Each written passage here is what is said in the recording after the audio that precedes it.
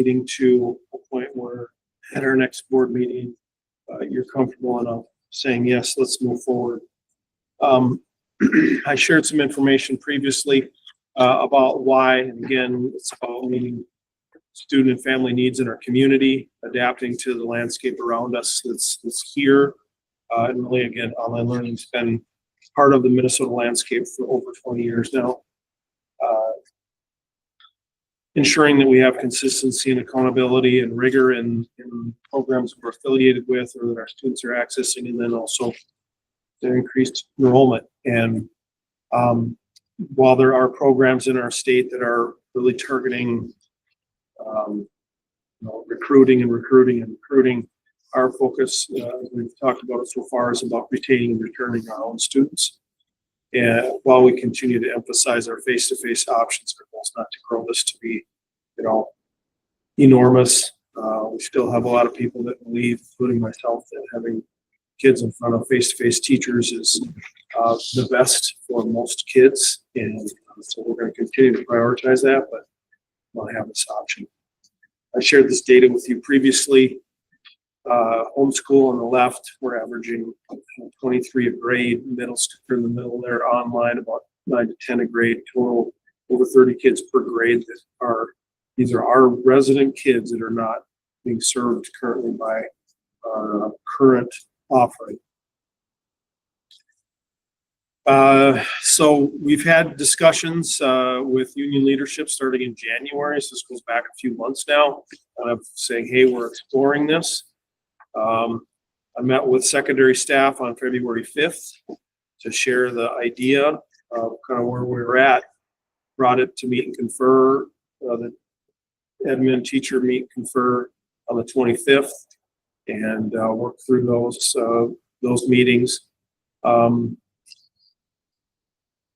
We've kind of, after doing some landscape surveying, identified Imagine Ingenuity as a partner that we feel comfortable with. They serve a lot of schools in our state, especially schools like ours, and they've also helped schools transition from kind of a program where schools can take ownership more and more and have the school district teachers pick up more and more of the teaching as they are ready.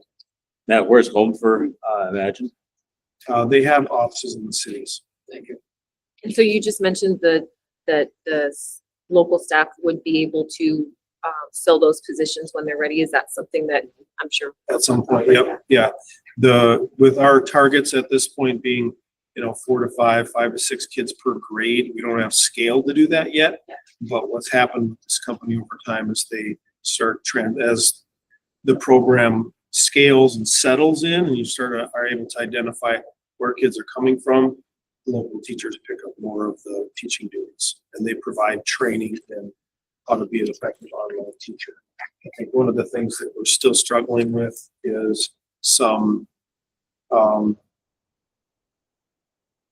discomfort maybe about teaching online because of people's experience during COVID. And one of the things that was really exceptional about that is in many cases teachers were trying to teach kids that were both sitting there in front of them and online, and that made the experience that much more difficult. So understandably there's some reticence to jump into this. That discomfort comes from unions? Just their own from teaching staff. Yeah, Okay. yeah, we heard that when I met with the secondary staff on the 5th, and some other individual conversations and people are saying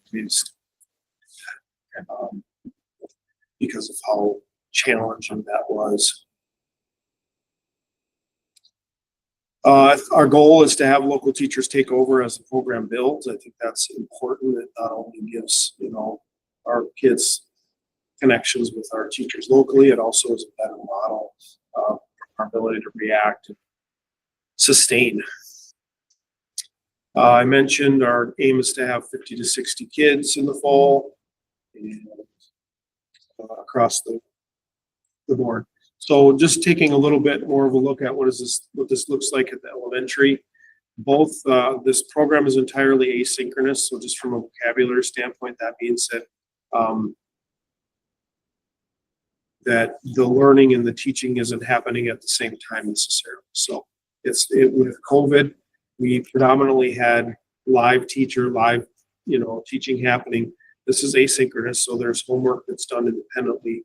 At the elementary, it looks a little bit different where there's some, not only videos, but also there is scheduled times when they can interact with a teacher.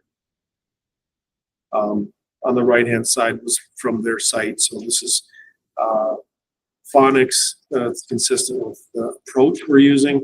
We don't have any materials on our face-to-face that look like this, but the approach is still based on structured literacy and phonics. How closely does the curriculum follow our in-class curriculum? Yeah, I would say it's not, it's entirely different. It's aligned with the standards, but it's not. So it might be very difficult for someone to transition in and out, let's say a third of the way in to the school year. Yeah, I would say it would be no different than a kid transitioning in from another district, right? Yeah, but yeah, okay. Yeah, it wouldn't be It'd like be a very seamless. similar to that. It Yeah. wouldn't be a seamless, it wouldn't be something you would be willing to, you would do more than once a year, let's Yeah, say, it or would not- something. yeah, It's it would- not something you wanna, That's totally accurate. Yeah, you wouldn't want to be in a spot where somebody's bouncing back and forth. That would be best for the kid. I'll talk about some of the embedded support tools in a minute when I get into the how they're structured. It's pretty, what you'd see similarly to what our kids in face-to-face would be getting.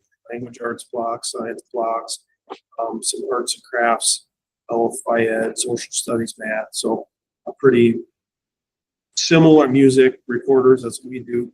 So similar to some of the things that we do in our elementary program.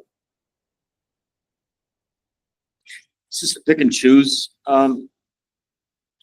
course catalog?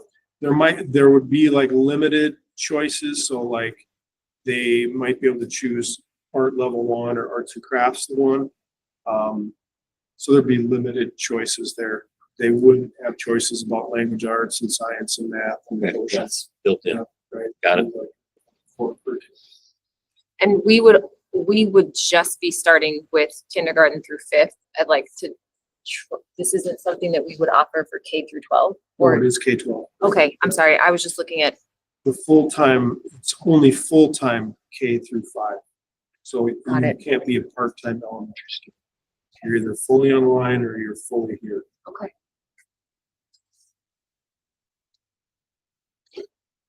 This is kind of blurry, but it's an example Oh, yeah. of what it's scheduled. Okay, so I'm kind of working through semester 1, blocks.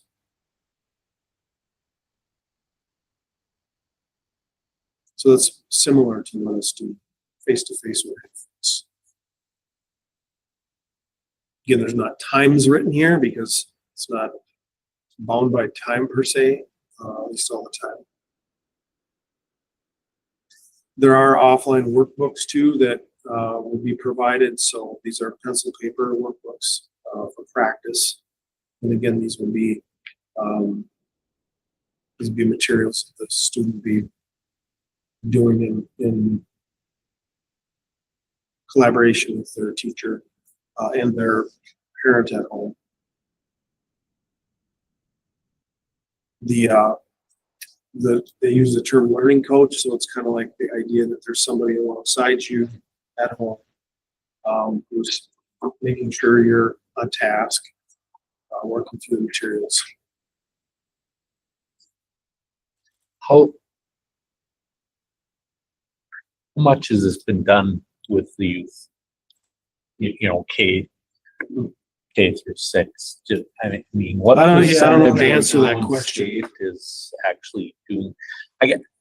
Matt, I've told you my concerns. I mean, I'm really nervous about this. I mean, our state, our nation fell way behind education wise through COVID. We weren't ready for it then. Mhm. Now, hopefully we learned from it, but I really, in my mind, I'm struggling with this. You know, I don't want to see, I mean, I see it as an opportunity for us to keep enrollment up, but I don't want to sacrifice quality of education at all. I think we would be really, really doing an injustice if we allow that. I would say the option is we've got a student that's studying at home, or we have a student that's online with us. I think that's the comparison. It's not taking somebody out of the first grade class and putting them into, though that is possible, but I think more the strategy is to take those wee ones that are homeschooling right now and even structure. Yeah, I think that's the mindset that you really have to be to, is that these students aren't here now. Yeah, you're trying to get them in. They're online somewhere else, and we don't know what they're doing online. Or they're homeschooling and we don't know what they're doing. But Zero idea. But in my mind, when we do take them on, in my mind, I have an expectation Yeah, of a level Right. of performance that Agreed. we expect, and we're gonna yeah. do everything Yes. we can do Yeah. to make, At least we know what it is then. you know. Right now, we No, don't know.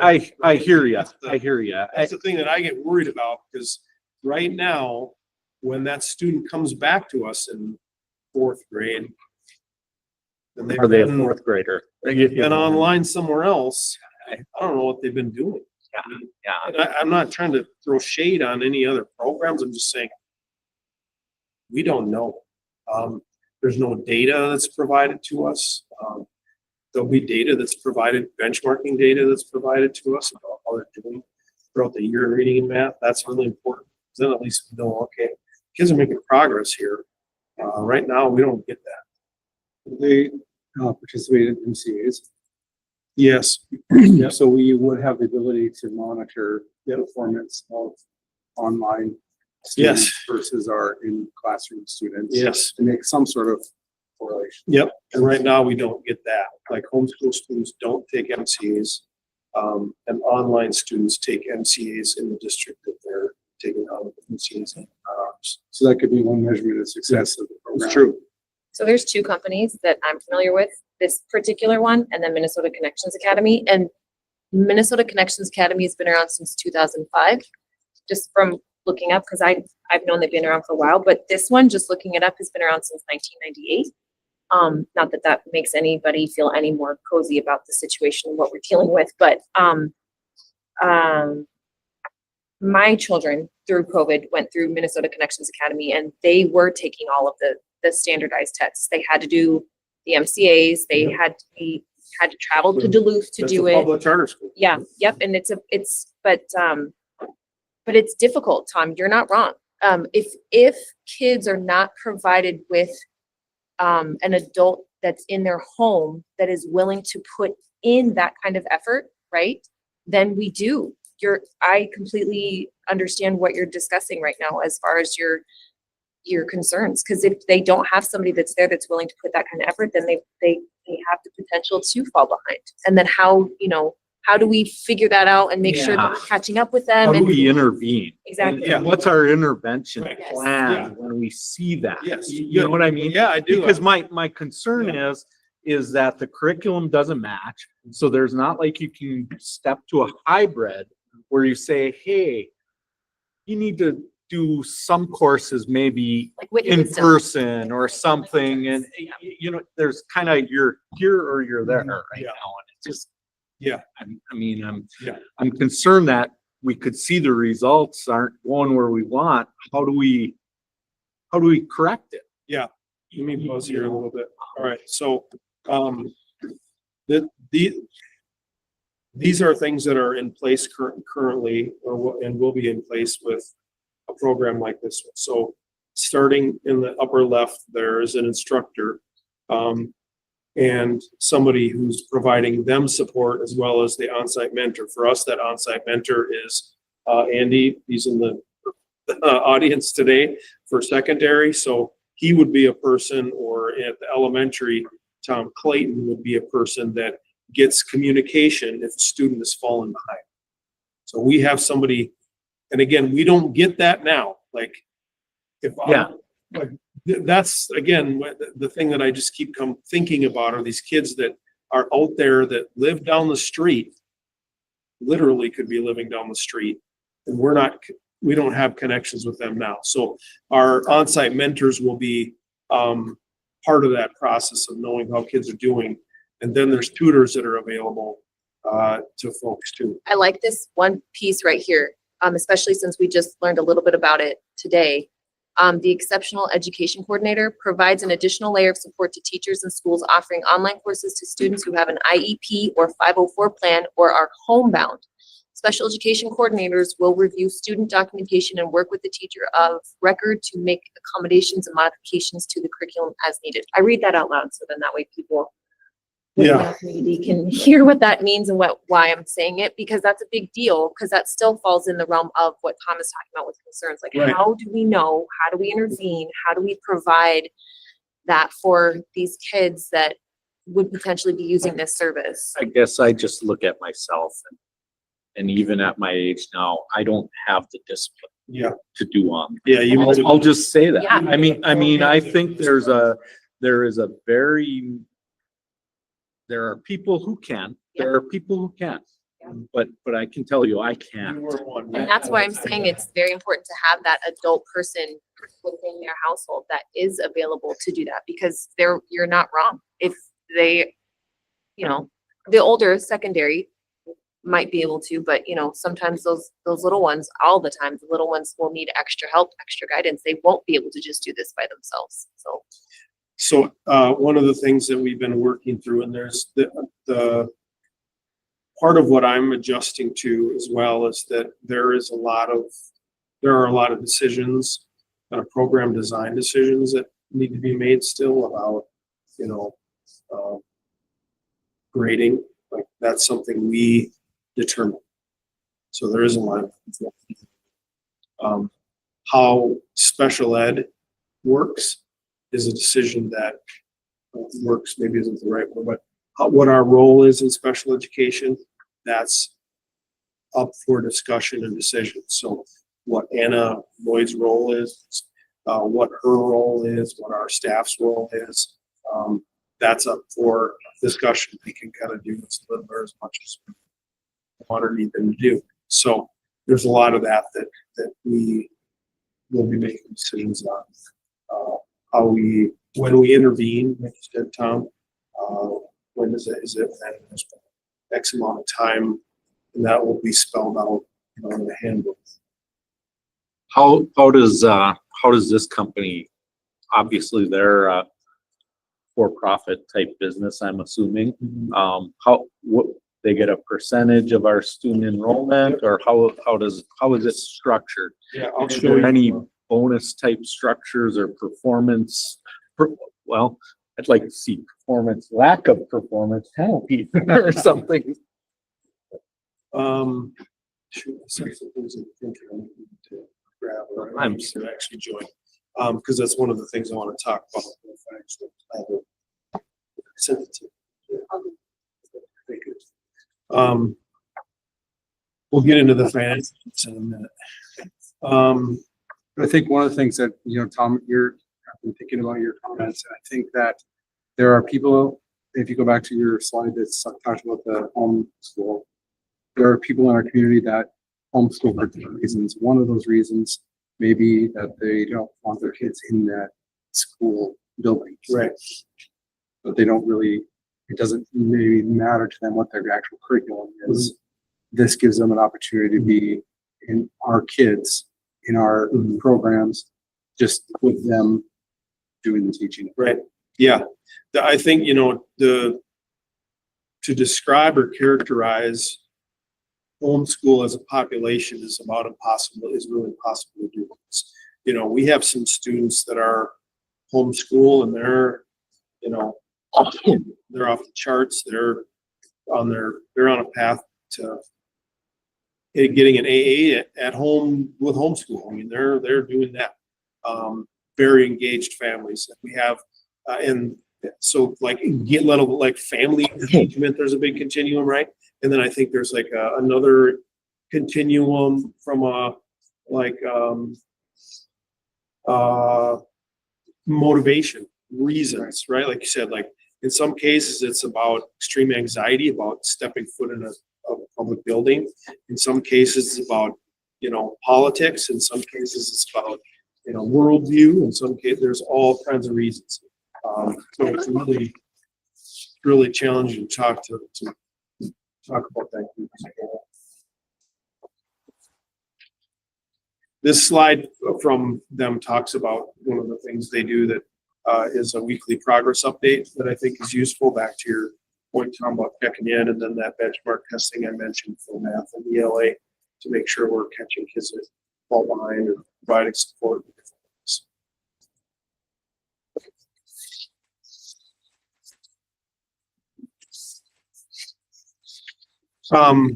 Let's see. At the secondary level, it's a little bit different. It's full or part-time, so that starts in that 6th grade year. There are hundreds of course offerings, and I didn't print off the list, but in part because one of the decisions that we can make is how broad of a course catalog to provide. But there are hundreds and hundreds of courses that kids can take. Everything from what's pretty basic that we might see, you know, biology, algebra, things like that, but also as specific as some healthcare careers courses, accounting, computer programming, agronomy, some very, very specific ones for kids that have very specific interests. So really, really big catalog, and we'll have to decide how to approach that. There are schools that limit that catalog down, and then there are school districts that pretty much leave the whole thing wide open. The more nuanced the class is, the more, I mean, just like our own course catalog here, if we were to offer a course in, you know, Latin American artists, we might only get 4 kids that register for it and not be able to run it. So it's good to have a broad catalog, but you want to be able to run what you're offering too. Their courses are all jive with NCAA, which is important for students that are going that route, need that credentialing. So our courses, if we have students, and Mark, you probably have got Darren, Andy, and do you want to talk about this for a minute? Why this is important? Why NCAA credentialing is important? Put you on the spot. Yeah, well, if courses are not approved with NCAA, it's kind of like they don't count. They may count towards credit and graduation requirements. However, if the student wants to participate at the next level, those courses have to meet those specific requirements. So not every course is NCAA approved. So those are things that, you know, from our counseling department, we are very mindful of, especially when we have student athletes that want to be at the next level. Do we actually have any in-house that are? I'm just curious. Some courses? Yeah. Oh, yeah. Oh, really? So it can be quite extensive that aren't there. Right. I think the easiest example is like a yearbook class can't be counted as English credits. Okay. It's counted as elective without English credit. You need to take specific English class. Sure. Credits. Okay, so it's kind of, okay. Any class that might be considered remedial wouldn't count. You know, remedial English, you know, it's not going to be NCAA. I guess I just didn't realize it was that extensive. Will we have to then go through the catalog and say what counts for which? Yes.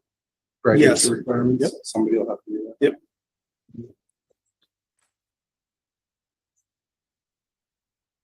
Yep. They Imagine has offerings that are advanced placement. That's what AP stands for. So we offer college and schools in our face-to-face high schools.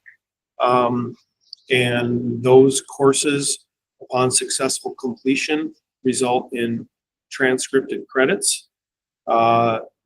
Advanced placement courses work differently in that you have to take an exam, a standardized exam that's created by the advanced placement organization. You have to pass, I think it's a 3 or better to get credit. Is that something? It's a test for credit.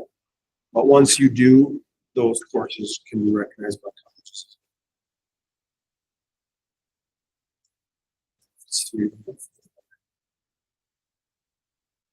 Mentioned previously that these students would be 318 students, so they'd be entitled to the benefits of that come with that. And they could graduate from Grand Rapids High School or Big Fork and participate in Grand Rapids activities and events, stay connected. The way that our current online policy reads, that you'll be considering for approval at your next meeting, the students would be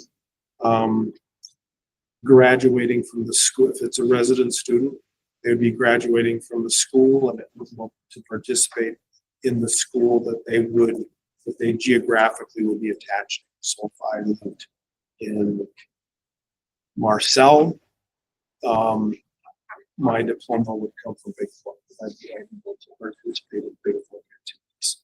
If it was a student open enrolled full-time in the school, they would need to declare what school they're attaching to essentially. So this just allows them to attach to Grand Rapids area schools. They don't have to really. No. So let's say we had a student who was going to go online and they lived right a block away from here. Their diploma would come from Grand Rapids High School, and they would participate in Grand Rapids High School activities. If they lived in Marcel, it would be Big Fork. That's Big Fork. But they could open enroll, but they have to follow the terms of open enrollment. Right. They're ineligible for a year or whatever for sports Yeah, and exactly. Yeah, whatever else. the enrollment stuff works exactly the same. So as students, they would follow the same handbook, right? That's right. Yes, and there would be an additional kind of ancillary handbook too that would be unique to Monmouth, Right. with respect to Behavior, attendance, yeah. behavior.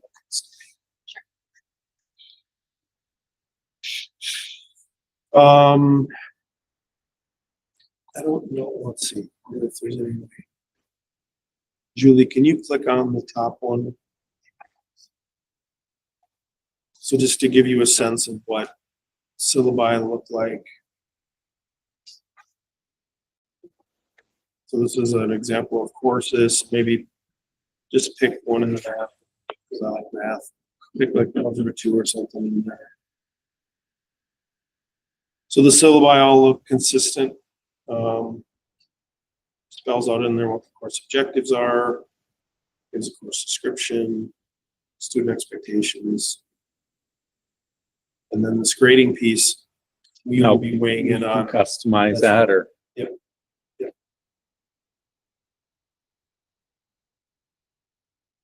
Unlike PSEO or something, we would have our teachers and counselors and stuff would have access to create. So if somebody was failing or they were on the verge, we would know and Yep. could communicate with parents.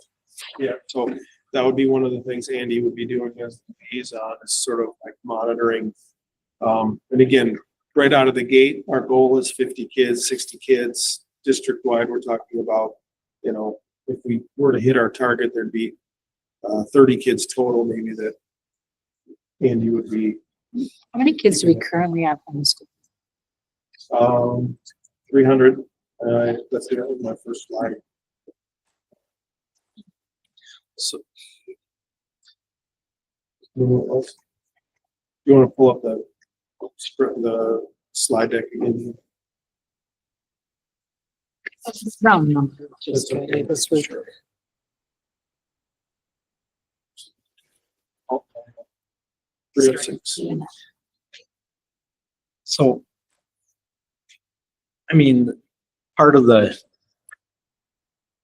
inviting of this too is it's somewhat asynchronous. Yep. So a student could, let's say if they had a job and they work Thursday all day, they could do their schoolwork on Friday and Saturday, right? You know, or, I mean, that's the theory behind it, right? You know, in the draw. And I'm trying to think devil's advocate here. What if you have those student athletes here who, you know, when their grades are slipping, I think, what is it? Is it still in the state where if you don't maintain a certain grade point, you can go on probation where the teacher has to sign off every week? Do they still have that program? I don't know. They We did. can ask our high school principals how we handle that ability. You'd be making sufficient progress is the kind of the standard line. And Yeah. each school has maybe a different process of how that works. Yeah. But we run it through our activities office. Okay, but anyways, and I'm trying to play a little devil's advocate here. I could see that student athlete go in this program, right? And push stuff off, right? You know, how long do you let them push it off before you say, you know, you're not playing in sports Yeah. until you get your crap together? Yeah, For lack of a better term, I'm not trying to. No, I mean, the homework and the assessments all have deadlines, just like in a face-to-face class. Okay, so they still have a hard Yeah. deadline on Yeah. everything that's. Yeah, by asynchronous, it doesn't mean that they can wait till the last day to turn everything in. Okay. They still have to hit timelines as they go through. That's also part of how attendance is sort of monitored is, are they Okay. engaging, are they logging in, are they doing work regularly? And if there gets to be a gap between last time anybody's seen a touch point with them and now, then that starts to raise some flags about attendance. Like, do we have truancy? Is that the same thing? There is online, truancy can get involved with online students. That's the thing. How do we currently handle PSEO when we don't know what the grades are and they're student athletes and they're failing? Because we have quite a number of that. How do we can't, right? So, I mean, we already have kind of that pitfall is already sitting there.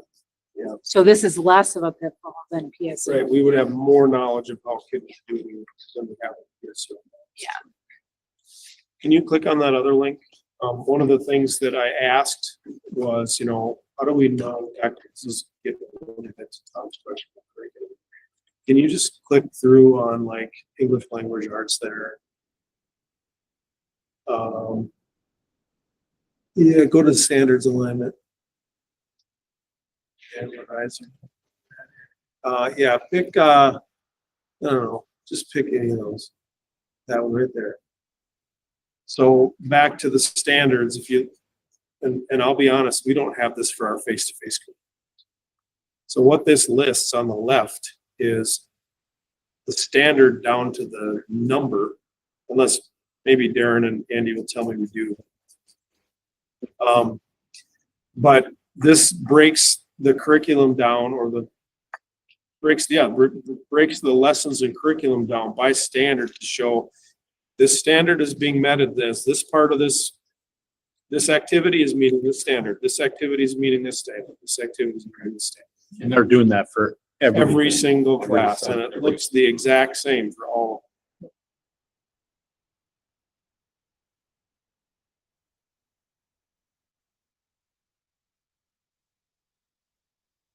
So it's, you know, if you, It's impressive. I can't read it, but it's It is. 11.1.3.1, that's the what the standard is called, and then, yeah, you can see the standard in the middle, that's what the standard is. If you pull it up on the internet, Minnesota Academic Standard, that's what it would say. And then, or it's being met at that particular course. So there's a lot of work that's gone into that, because part of it is, we're not applying to be a supplemental program, and that's where, if you're a supplemental program in Minnesota, you can serve non-district students part-time. So that's where kind of like Infinity Online, right? So one of our students, that's a good example of a supplemental program. One of our students can take a course at Infinity Online. They're still our student. We have a tuition agreement with them. But in order to become qualified as a supplemental program, Infinity Online has to send to the state that kind of information. How do these courses meet the standards? they have to send syllabi, things like that. So, And I would imagine the intent of that is the kid doesn't take a course in Rapids and take virtually the same course online, and, but yet get credit for Same. something else, right? You know, Yep. avoid double up and get double up. right. So that's just kind of on the standards and curriculum side. There's online tutoring. I can't remember if I mentioned this last time, but there's online tutoring available. You can see the schedule at the bottom. There's just a little button that the student clicks and it brings them to someone that can help them. And that can look like, bring up a whiteboard, it can be a chat to get help. And this is at the elementary level or the high school. I believe those chats are recorded so a student can access those later.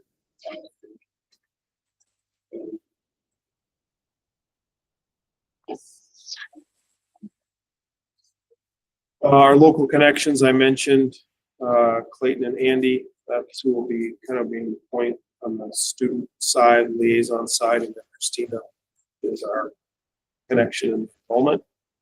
And she would be who's working closely with Badge and Ingenuity on managing that partnership. This is just an example of some of the guided notes that students can be working through as they're in a lesson. This is just a simple example. Matt, you said a little while ago that you met with your teachers, you met with the meet and confer. What's the consensus from those conversations? At every level, it's sort of been like, the sense that I've gotten is an acknowledgement that something has to happen here.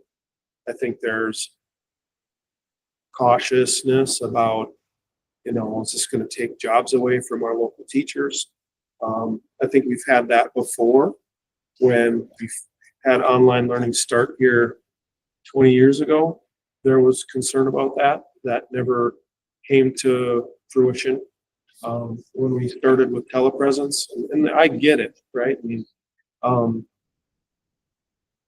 when we started telepresence, there was a concern about it taking jobs, and that didn't come through. That didn't happen that time either. In some cases, it was a way for us to keep people whole.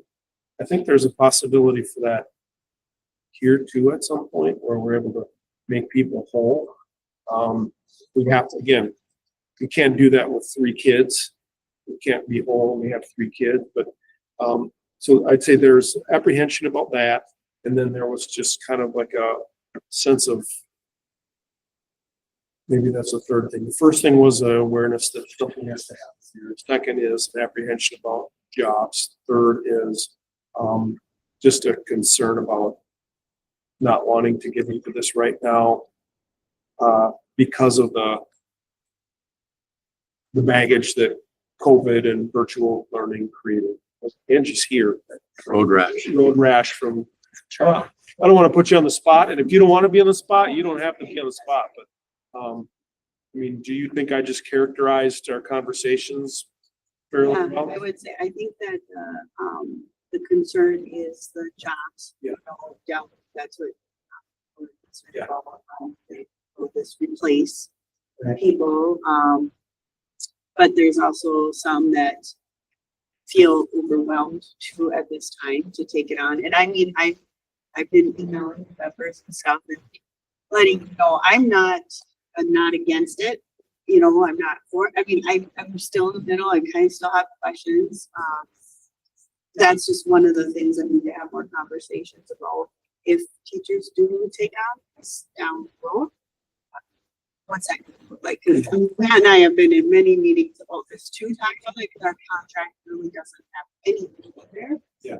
We've worked on it with the different things, so I guess it's just sure the job, and now we put in some cuts. And then is there? I guess my thought too is if there would be people, I'd like to see. I have not asked, but are there people that would be willing to try it? We're kind of hearing mostly from, I feel the meetings I did in are the people who are apprehensive and kind of scared or don't want to take something else. But there might be people out there that be like, I'm ready for a change. I'm ready to get out of the classroom. You know, I would be willing to look at this. Granted, like you can't have one teacher for 3 kids, but I know at one meeting we talked about if someone's might be willing to do 1-2 grades and they do this class. So I guess that would be what I would like to see is just get more voices from the teachers, not just the same few. And I'm not against them. I know that they have it, but I think we got a lot of teachers. There's got to be some that would be willing to say, and way more techie than me. But then I mean, my special ed hat, that's concerns me too, is the SPED. Just trying to fit that in. I hear that from SPED teachers like, Right. I'm trying to service the kids in their room and now I got to do Right. or whatever, you know, so it's just new. And Yeah. like I said, I'm not against it, just have questions and concerns. Yeah. Just, I think it would be, you know, a useful thing to have some kind of an agreement with the, as this scales, you know, this year, again, I think if we have 50 or 60 kids, we will have hit our goal. Wouldn't be at a place to be able to do anything significant there. But I think this year might be an opportunity as we're kind of watching this play out to have some kind of an agreement where, hey, when we get into this place where we have some scale, like what can that look like? Because I think it's in everybody's best interest, I believe, to have our local people doing the work. We just have can I just say one more thing? So, and it's not just teachers too. So there was a rally get together, you know, last week and talked about the ESPs presidents. Like their thought is when you think about it, like so like if class gets cut, well, that's them too. So it's not just coming from the teachers. Just people are change is hard, and so you know, and I like that idea. I think like if this does move forward, I think there should be a lot of discussion. I mean, we have groundwork already for something else, but I think we can just definitely talk. Really have it in place of what's the number? Like, do we have people that are willing to do it and take it on? I mean, like Matt said, like if someone's going to get cut to a 0.8, what if someone wants to do so they could stay at 1? You know, take on it. So I don't know how to get that information. I mean, that's something I can start to with. I just think there's got to be some. There got to be some. Try it. I have 2 thoughts. One, online teaching and classroom teaching are 2 different skill sets. And as someone who's been both an online learner, a significant portion of my graduate work, and a face-to-face learner, they are different. You might have a really awesome classroom teacher who does not have that same magic in an online class. And you might have someone that everybody finds really dull in a classroom who has magic on. I want to make sure we keep that in mind when we think about this because it's kids at the center. And while I understand jobs are important, this is about the kids we're currently not serving. And we need to get them back. And so those are kind of my 2 pieces of thought. If we can serve them to the best of our ability with local folks, I think that's the game. Mm-hmm. But the kids are still at the center. And so those are kind of my 2 pieces of thought as someone who's spent a lot of time in both worlds. Yeah. Well, there's a whole bunch of kids out there doing this right now. Right. And And the we have difference right now is they're not connected to our district. Right. And we had some teachers who were awesome Yeah. during COVID. They were coming up with cool things and sharing. They were fabulous. So I don't want to say we don't have it. It's just that the skill sets are different. I think the thing for us this year is just about getting something off the ground to see what the appetite is. We won't really know. And we have some plans and ways to get a sense, but until, just like right now, I can't tell you with certainty how many second graders we're gonna have. And I won't be able to do that until September 2nd, the first day of school. For sure. I can't tell you how many kids are gonna sign up for 5th grade online, and I won't be able to do that until September 2nd.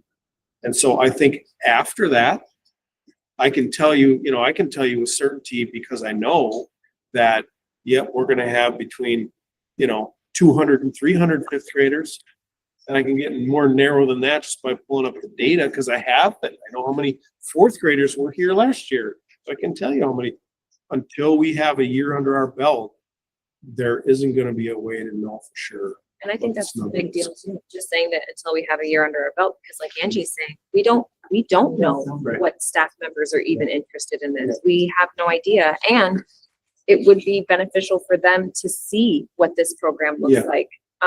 Is there, and this might be something that you come to discuss, but is there some sort of like mock walkthrough for staff members to be able to see, like, this is what it would look like if you had the classroom, if you were the Yeah, there's teacher. a whole big training component to this if, for staff that are interested. That's one of the things that I want to do. Is there, and then, so on the opposite end of that, is there like a,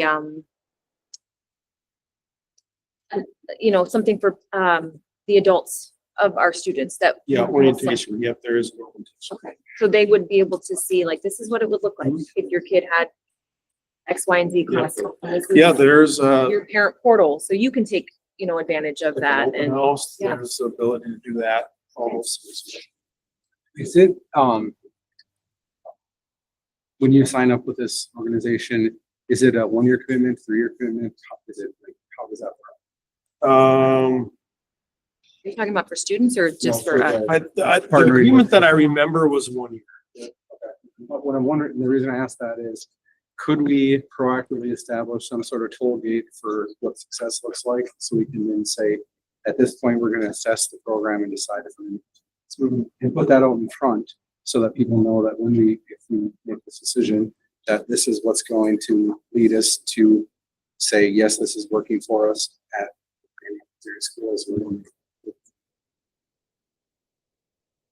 I guess to kind of add to that, I mean, I hear, we're trying to offer something and draw in students that we're losing right now.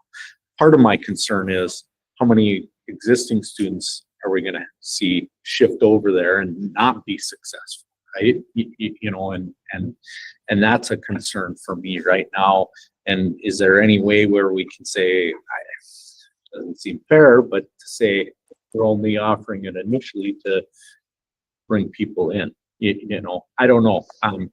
Doesn't seem fair, right? And doesn't It's seem not right, fair. but I, Because what happens to that one kid that switches and is successful? Yeah. Maybe they're not as successful in the classroom, but that offers them something that they've been tied to because maybe they want to swim or maybe they want, and they don't really thrive in a classroom, but they might thrive. And we would take that away from them. That's my question. I hear you there. I do. I know. I guess I am don't- really concerned about failing our kids on this, to be honest, and not giving them the quality of education that. I like Dave's Should. idea is that, let's set up some criteria, and evaluate it and say, it did what we thought it would do, or it was an absolute disaster. And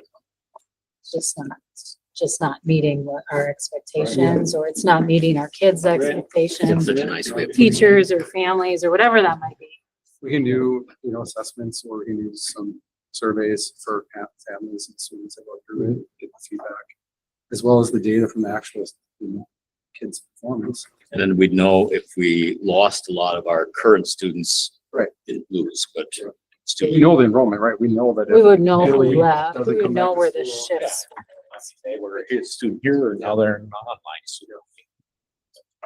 And recognize every kid right now has the right to be online. Anywhere, It's true. I mean, Yeah. they don't need us to do this. If they decide tomorrow they're gonna be online, they can be online.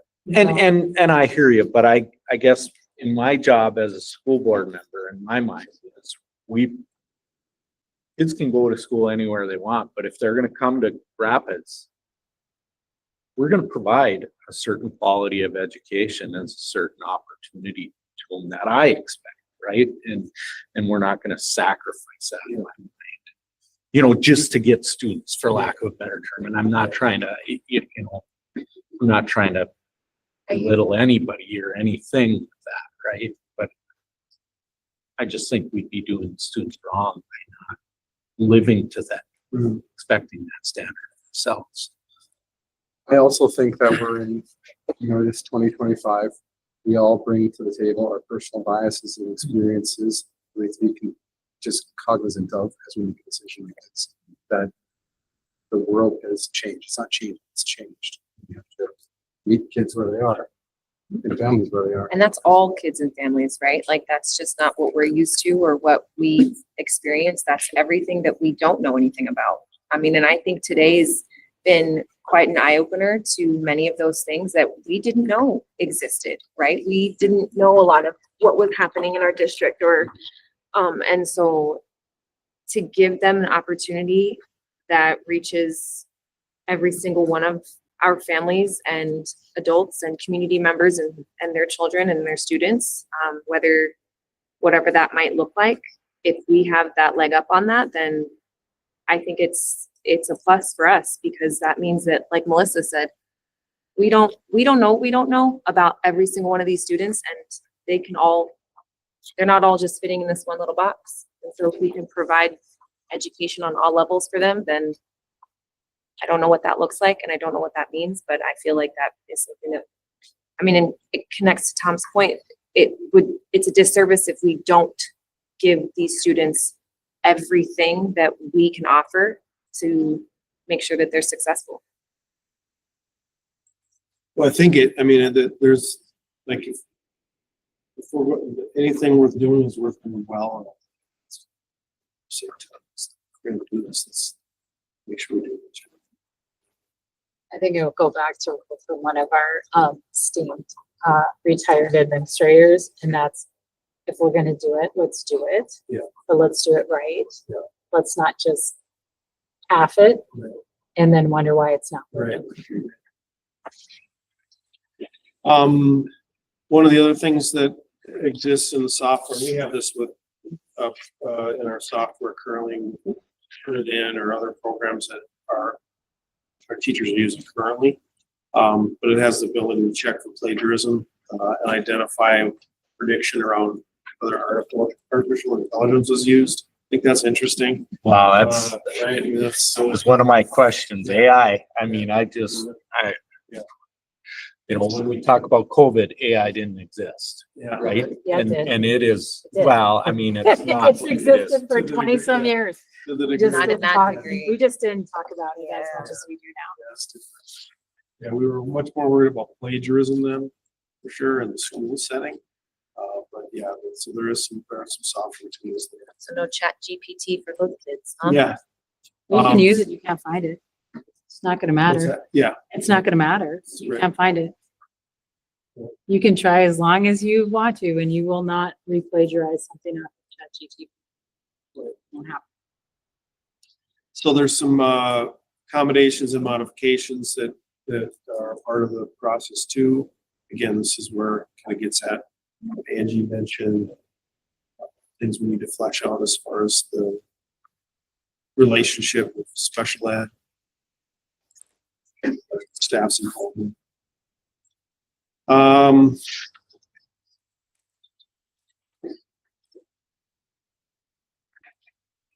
All right, so this is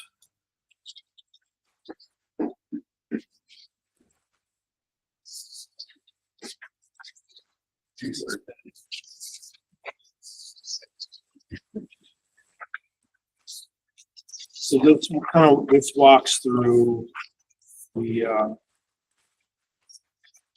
some assumptions about the finances. It's a model based on 65 students.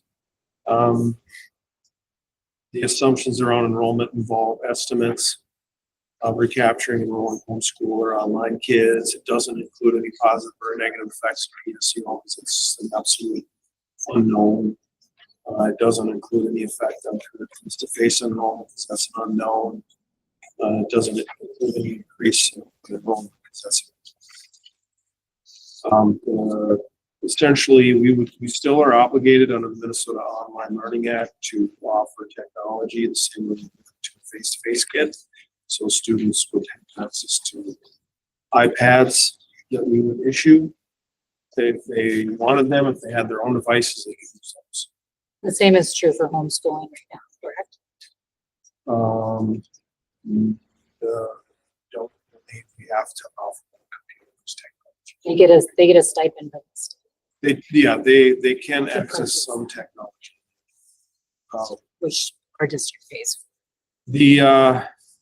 I used an average revenue of $10,000. That's less than what a total per pupil would generate because there are some there's funding attached to a student that is non-discretionary. So, for instance, a student generates funds that through the long-term facilities maintenance. Well, that money has to be used on facilities. So I tried to only incorporate funds that were not. I tried to only incorporate funds that were discretionary. The number you can basically use for a student is $3,500. $3,500 for a secondary student or $3,700 for an elementary student. That's what the contract incorporates. That's the imagined ingenuities cut to.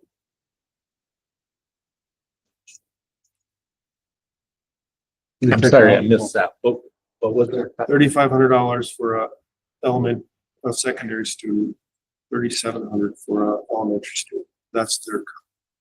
So it's just a flat, boom. Flat, yep. It's per. There are some other models based on an enrollment, and it gets really nuanced because if you look at different licensing models with them, you can get some fluidity that may be beneficial. So, for instance, if a student,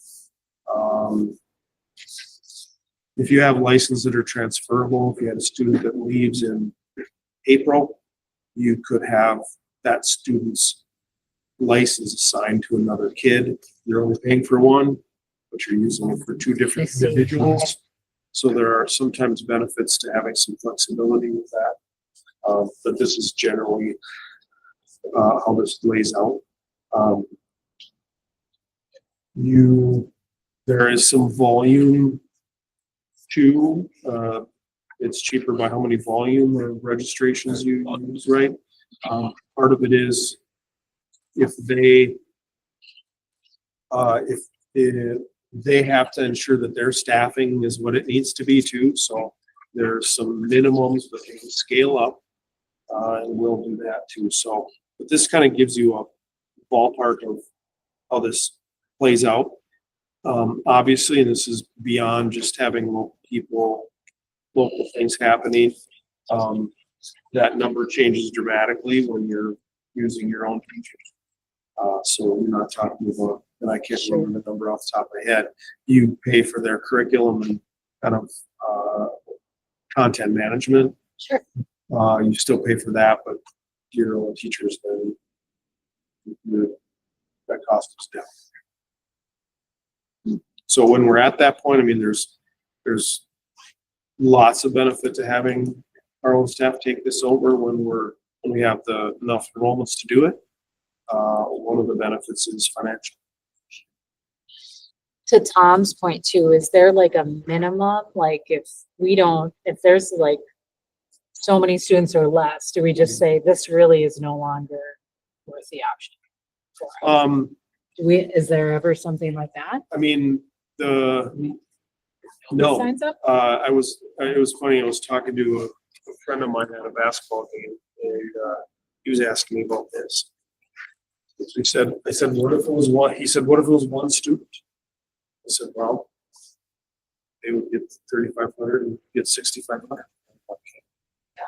Okay, So there are, so I think in talking to the people that I've been talking to, there are some, like, you know, blocks of registrations or blocks of enrollment. So like, let's say we were to buy 100 enrollments. A full-time high school kid comes out of there 12 at a time. Because if they're registering for 12 classes, 6 each semester, for instance. If we use those up by November, we could buy more. And then if we hit a threshold where there's a volume, we get credited for that total volume. So I think the goal, and what he even indicated, is like, don't overshoot it to start Yeah. with, because there's no benefit to overshoot it. Undershoot it and add to what you need as you go over. but it could be as minimal as one student and Could be- as big it could as be 10, we could- 100 or whatever. We can do one student.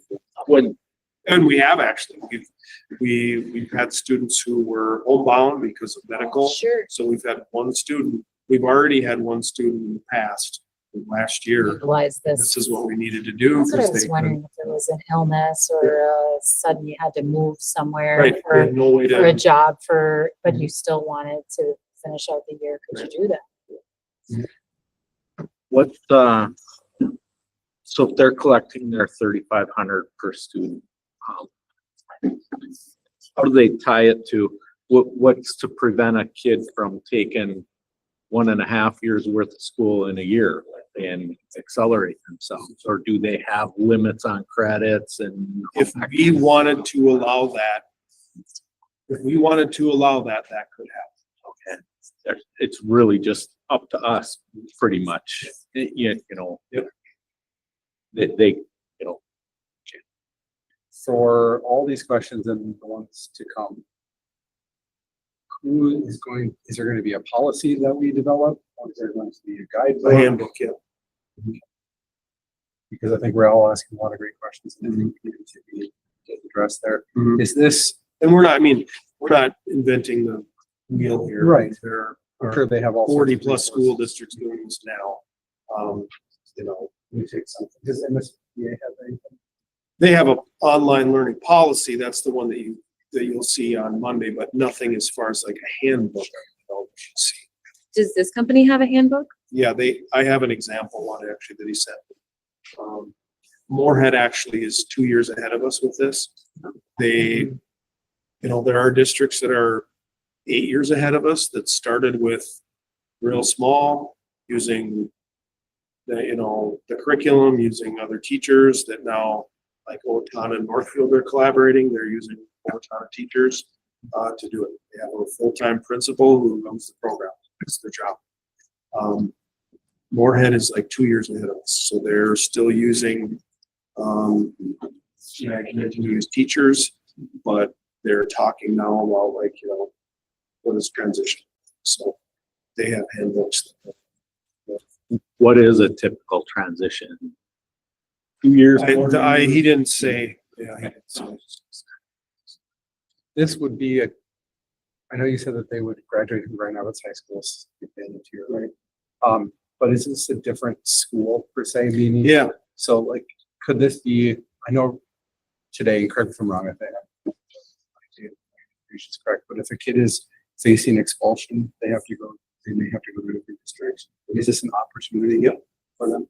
yeah. So if we had a student who was expelled, we could enroll them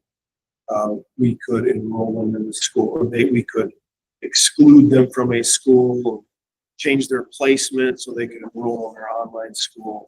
And then that will be a really good option for us, because we're obligated when we expel a student to make sure they're getting their education. So this would be an option. But it is a kind of like how we have Cohasset is an elementary site in our school district. And West Rapids is an elementary site in our district. This would be a site in our district. Like Big Fork. Site? Like Big Fork. It's VR, huh? Yeah, it'd be like Big Fork. K-12 site. And then essentially, who would, I mean, you're talking like Moorhead has a principal that runs all this, who? then No, Wiper, forms Owatonna does. Oh, okay, Yeah, I'm sorry. because they have, and I don't know how many hundreds and hundreds of kids they have because they have two. I mean, Owatonna's a little bit bigger than us. Northfield's about our size. So they've got 9,000 students that they're serving between those two school districts. They've got scale built now to a point where they can really dedicate somebody's full-time job to it. Do we have an idea, or is that even on, like, on the table at this point, who that, is it gonna be a handful of different people that? It's Clayton and Andy, I mentioned that. Oh, you did, I'm sorry, that's true, I apologize. Three. And Christina. Yeah.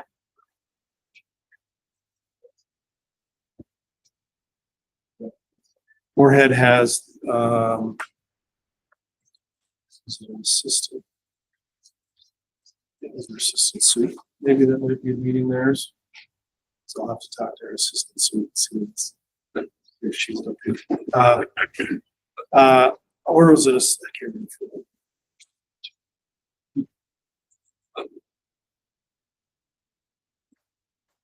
I think it's important, I mean, to your point, it's really important to have somebody. Yeah. You know, to call and talk to, and Andy will be stepping away from the ALC here so he can be focused on this instead.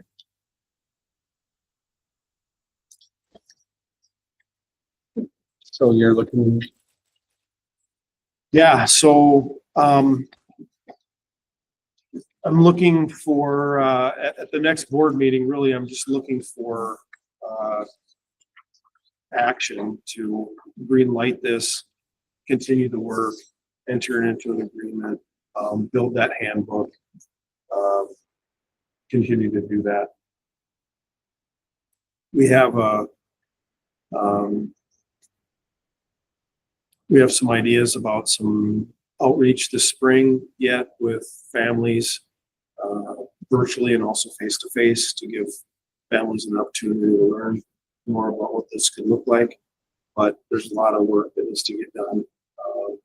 Andy, Clayton, and I are scheduled Wednesday to kind of start hashing some of that out.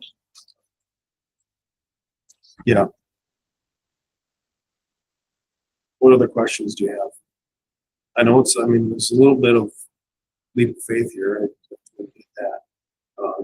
I think to your point, Dave, like having some indicators around academics, around enrollment, around parenting and student feedback, that's something that's not hard to do.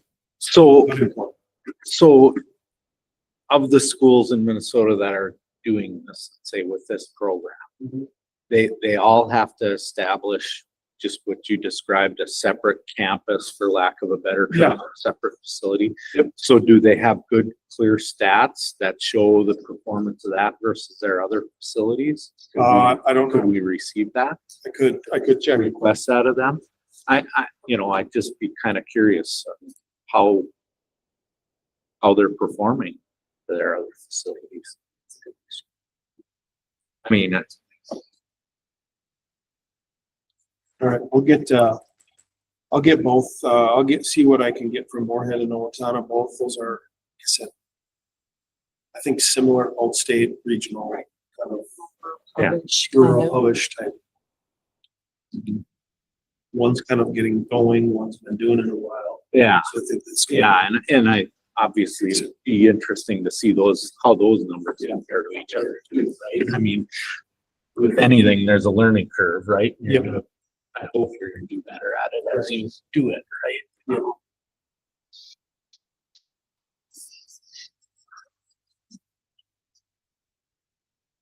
I mean, I appreciate the fact that we're looking to solve a problem in the district, right?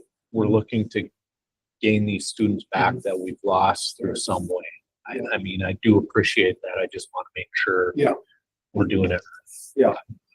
Trying to, I mean, it helps us in a number of ways. Yeah. We definitely don't want to make it seem, or we don't want to act like ambulance chasers. Yeah, Right? Like, yeah. Yeah, Yep. I totally get that. I think, But we will lose more if we don't do something. Yeah. I mean, that's the other side of it. is It's not like, somewhere. the only problem we have is what we currently see. Mhm. There are others who have already considered moving this, but for different reasons, apprehension, whatever, Yeah. haven't, but at some point they get to a place, right? Yeah. As a parent, you get to a place. Yeah. There was an article today about, I think it was today in the MSBA media tickler about increase in homeschool. And so I mean, And then going back to Melissa's point earlier, part of this is about providing opportunities to students. And that's a big part of our role as the board. These are our kids, and it's kind of incumbent upon us to find opportunities for kids that might not have them. Right. And I would just, right, for many of us who are on the board, we heard people who failed during COVID. We also heard stories of kids who succeeded because of the change, yeah, in spite of the change, Yeah. whatever that might be. But both are true. Yeah. And so how do we create that reality for all of the kids in our district? As people become more nomad, yeah, for lack of a better word. I mean, more people would love to travel with their children and still graduate because eventually they will come back. But when their kids are little, they don't necessarily want to make sure they're in school from 8 to 3 anymore. I mean, we've seen that too. The state's talking about it. They want to be able to take their kid to the Smoky Mountains or out to some of the cool beaches or whatever it might be, but they want to travel and get them to learn. Let's While not do they're out geography there. in a book. Let's do it in Right, real you know, life. I mean, you hear that and more young people are doing that and not necessarily buying a house. Yeah. I mean, those are all true here as much as they are anywhere else. I think it's interesting, to your point a little bit, Mark. It would be interesting. It would have been interesting to know and hear what the dialogue was around the board table 30 years ago when the board was talking about the area learning center. Right. That was a new program then, and districts had to decide whether they wanted to do this. We're not required to have an ALC. But I'd be curious to know, and I bet it was some of the same stuff, right? Like, well, what happens about this? And how are we going to do, I'm guessing it was similar, right? It's new and different, and how's it's going to work out? I very much think like Rapids the- was one of the first districts to do that, have an ALC. And so I think it was, I like Dave's approach that, dip a toe in the water and monitor it very carefully continuously for the first 6 months, and then we'll know that we're moving in the right direction, or this was all Melissa's idea and we should have said no in the first place. Okay, blame me. And, I don't mean to bring it back to my own kid, but I have one child two children out of my 4 that thrived, loved online learning. And then I have the other 2, hated it. It didn't matter what I did. It didn't matter what I brought to them. Yeah. They hated it. And they would walk right in this room and be like, no, we don't like this. But then the other 2 would be like, oh my gosh, Yeah. you guys are giving this to kids. This is amazing. But Yeah. so I get it on both ends. Yeah. Some of these kids are they're going to thrive and flourish. And some of these kids are going to get there thinking that, yep, this is what I want to do. And it might not be their thing, but we won't know until we dip our little tootsies Right. in there and figure that out, I guess. That's we'll wait, yeah. see. Monitor that. We'll never know. This isn't jumping into the deep end. It's like the zero entry, right? We just kind of walk slowly into it, right? Yeah. Well, I understand. And then it will be Melissa's fault. I'll figure it out. Do we see it being a K through 12 right out of the gate, or would it make That's the sense plan to at this try point. to? Yeah, I mean, that's kind of what we're planning. Would be beneficial too, because we do have on every grade level, we have those kids that would 100% benefit from having this be an option for them. I think too, at the elementary, really, the number of families for which online learning really is an option is small, right? Because you have to have a family dynamic where somebody can be there, right? So I think just like the universe of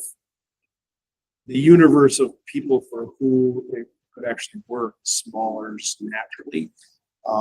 And some subset of that group already is doing it. Then like the question is like how many more or that kind of thing. So yeah. That was kind of my question on enrollment. Is there a number? But if there's not, then I don't know why we wouldn't open it. I mean, if there was only one kid in first grade, that kid got an education in Grand Rapids that he may not have gotten elsewhere. You should do. Any other questions?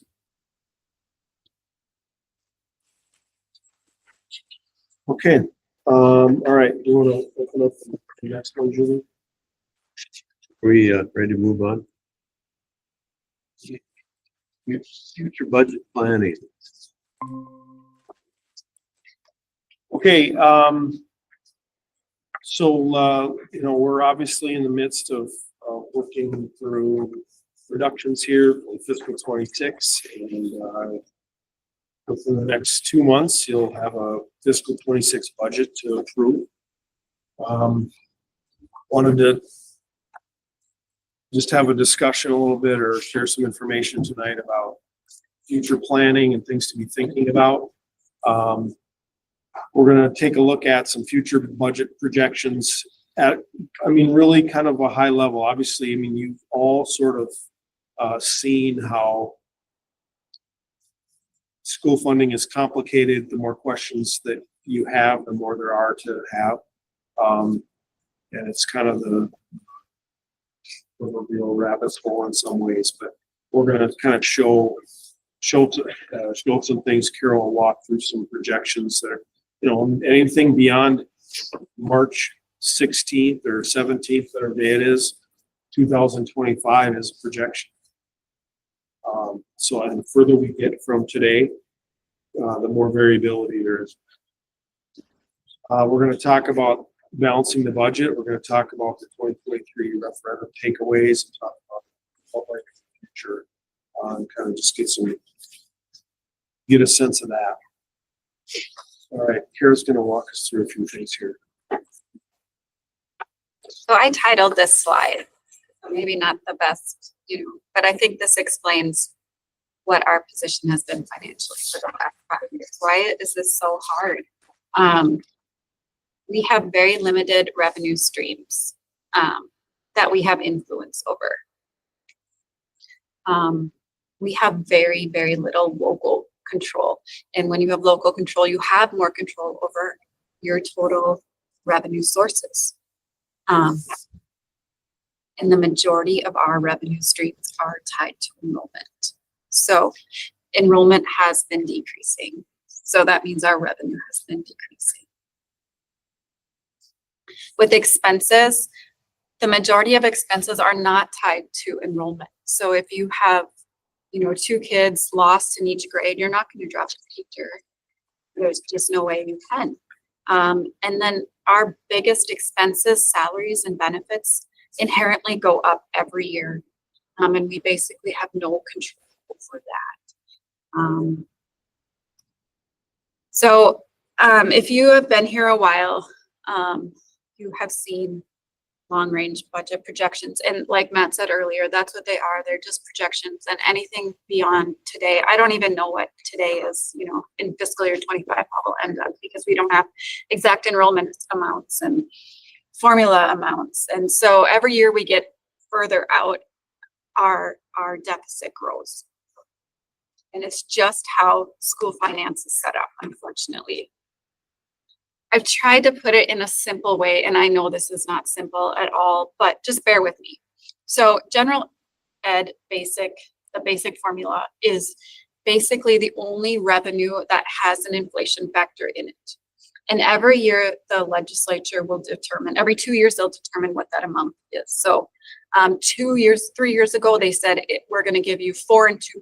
So we got 4% in 24, and we got 2% No, that's wrong.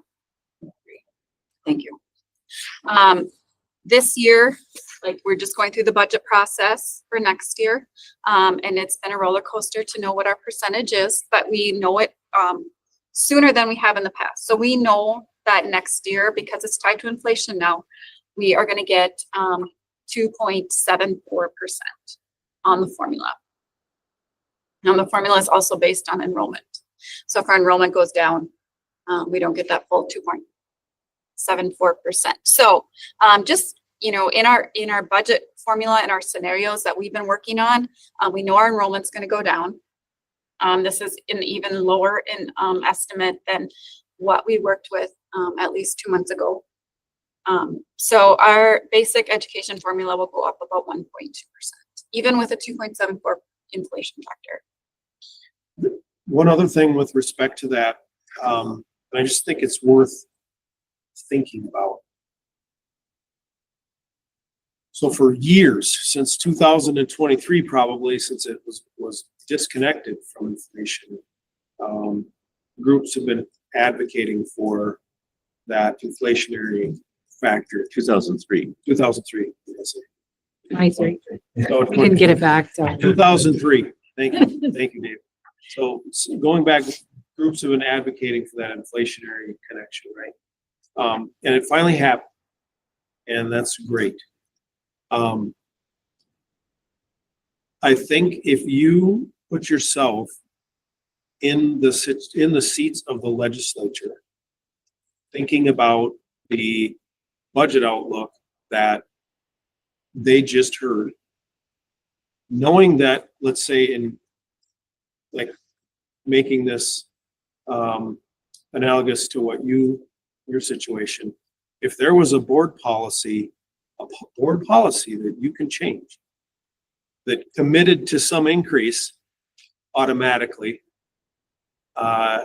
and you were facing a big budget deficit for the foreseeable future, it's hard for me to imagine that as a board, you wouldn't reconsider that policy. It seems likely to me that legislature will have to reconsider that. I don't want them to. Our group, Soup's group's been one that's been lobbying hard for that for years. But I think there's a scenario that exists where that legislature has to look at that law and go, can we do that? Knowing that education is one of the biggest ticket items in that budget.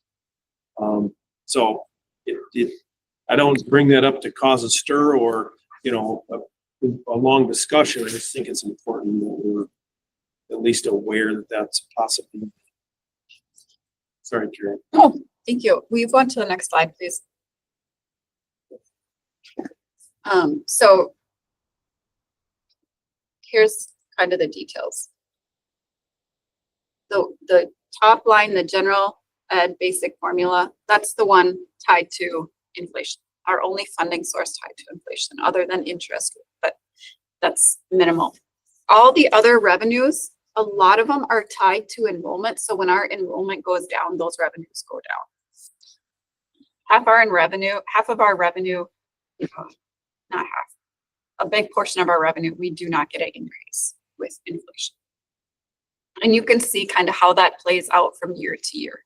And I assumed next year, fiscal year 27, a 3% increase in revenues and expenses, because that's kind of what they're projecting right now, and we can only get a 3% increase in the formula. That's the max right now. For expenses, from 25 to 26, this assumes, we haven't made any of the projected changes to our budget. I did include the updated formula amount in the revenue. So salaries, if we had a soft freeze in 26 and 27, you can see our revenues are still going to go up 0.6% in the next year and 0.5% in the next year, even though we do soft freezes because staff still get their steps and lanes. If we had an 8% increase in benefits, those are still going to go up. And you can see salaries and benefits are by far the largest part of our budget. So without doing anything without offering any new benefits, just, battling with healthcare, that inflation amount each year. Our expenses are going up quite a bit. And then all other expenses, all utilities, supplies, fuel, buses, all of that. Just assume a 3% inflation rate, and you can see what happens. And this is why it's kind of a losing battle for us. We're not going to lose. It's just very difficult to win here. So because very little of our revenue increases just automatically, and our expenses all increase automatically with inflation, it is very difficult to balance our budget. And that's why we've had to cut the last several years. I know this is a lot right now. So do you have any questions on this? So you're on fiscal year 29, you've got 2.2% increase. That's assuming hard freeze all the way through. That's Yes. just steps and lanes Yep. changes, right? Yep. What would Yep. happen with No, current or- Nope. So when I get out to, I do a soft freeze in 26 and 27, and then I say, okay, we're gonna do a 2% salary increase on the matrix. So that's Okay. like a 2.2%. Okay, so that's why it went from 0.5 to Yep. 2.2 there. I'm Yep. sorry. Yep. Okay, No, that's fine. That's a good question. You're for the 8% is your assumption for annual benefit Yes. increases. Yep. But in the out years, you have 6.9 and 7. You talked Yep. about I can talk to its formulas, and it's an inflation rate on our current interest or our current benefits. So it would make sense that it's 8%, but I think it has to do with there's a reason, Dave. Okay. I'll get back to you on that. Sorry. That's right. Yeah. Oh, the story it tells is that even with, and I think you're taking, so the gen ed basic formula, Matt, to your point, you're assuming pretty conservatively that we're only getting a 1.4% increase because theoretically the legislature might say we can make it. And that then compounded with increased inflation, increased expenses, sorry. The story doesn't get better as the years go on. No, and that's a 2%. I put 2% on the gen ed formula, but because it changes in enrollments, and it's not just the basic formula, it's also our compensatory aid, which, so there's, Which again speaks to the need to do whatever we can on enrollment, right? Right. So to that. Yeah. This doesn't include the fiscal 26 has that negative 794. Doesn't include reductions that we propose. I mean, and every time you're making a reduction, it's kind of hitting that curve. It's changing trajectory, right? So, and it compounds over time. I would like to On all believe sides. that, but it seems like I've Well, been trying to cut 2 to 5 million for like 7 Yeah, years. but that's Like, and this projection just keeps coming. Yeah, but- It looks the same. No, if you go back, I- Melissa, I can only 3 years, imagine. and look at the projection then, if we wouldn't have done what we did, Right. it'd be 5 million now. I mean, so rather than 794 I know. there, It's you're just looking at a the much same smaller- 2 million. It seems like I'm chasing the same 2 million. Yeah, so when you look at our overall organizational chart, years of service, I mean, do we kind of have one of those around, or somewhere somebody must, years of service? Because you're talking about steps and lanes then. Yeah. I mean, is what Casey you're talking does, about, right? And the whole incentive of Rule 95 used to be, right, way back when, was to get rid of those, shouldn't say rid of. right. That's Yeah. not the right term. Incentivize retirement. Yeah. But Yeah. to be able to keep that disbursement Correct. nice, you Yes. know, that you have such a percentage of newer or youthful employees, mid-range employees, and older, do we find that worse? And I'm Yeah. using all the wrong terms, excuse me. HR is gonna call you. I'm in trouble. Laughing, shut up. So Tom, your point is exactly right. Yes. So your point is exactly right. When we had more turnover. Yeah. Right? That's how districts were able to sort of maintain some kind of like progression, right? Because every year, because there was a natural attrition that happened or a natural progression, people were tipping off on one end at the high end of And I the didn't salary call it schedule. tipping off. And yeah, no, Just clarify. and so that was happening. And I don't, it'd be interesting to look at this from kind of study this, but that's changed now. So we don't have this tip off at the end anymore. We're not bringing in new people, replacing them. And yeah, that new person eventually over time becomes that person, but you still have that delta That's every right. year where you're changing. You're on the other end. Right. As we, So as we clean staff, we Especially with all drop the off, cuts. our lower level. Yeah, because where do you Because cut? you cut Yes. your teachers go. retain reps. So that's a compounding factor or one of the factors where I think for many years, school districts were able to maintain this like economic myth that 2% on the formula meant 2% on salaries. I think that was an economic myth, and it was perpetuated or made possible by the fact that there was this turnover going on, and the overall cost of the salary was going to sort of be leveled I stayed out the by same, fact. you know. Yeah, might stay the same. Maintain Because some what you're doing balance. 2% on Now we gotta might figure be close, and now it isn't. For sure. And there's no indication or evidence in sight that that dynamic is going to change. Every education group is advocating for the reinstatement or the modification or a revisitation of retirement, right? Whether that's 60 plus 30 or something like that. But those things cost millions and millions and millions and millions of dollars. And right now, that's not out there. There need to be a bunch of money dumped into TRA to make that work. And not just TRA, because For TRA, you gotta do it Gotta for do- all the other. Yeah. Yeah. So there's, I'm sitting here as someone that would benefit from that. But I'm not holding my breath, because the state can't afford it. So that is a good observation, and I think. With the wrong words, but yeah. No, I'm just making fun of you, Tom. You can make fun. I don't claim to be. Kind of a timeline of the average age. We have all that data. Yeah, that would be really great to see just what does that look like over the course of time.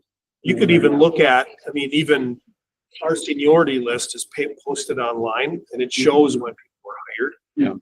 So that would give you we have it in more detail, but that would give you like a quick sort of.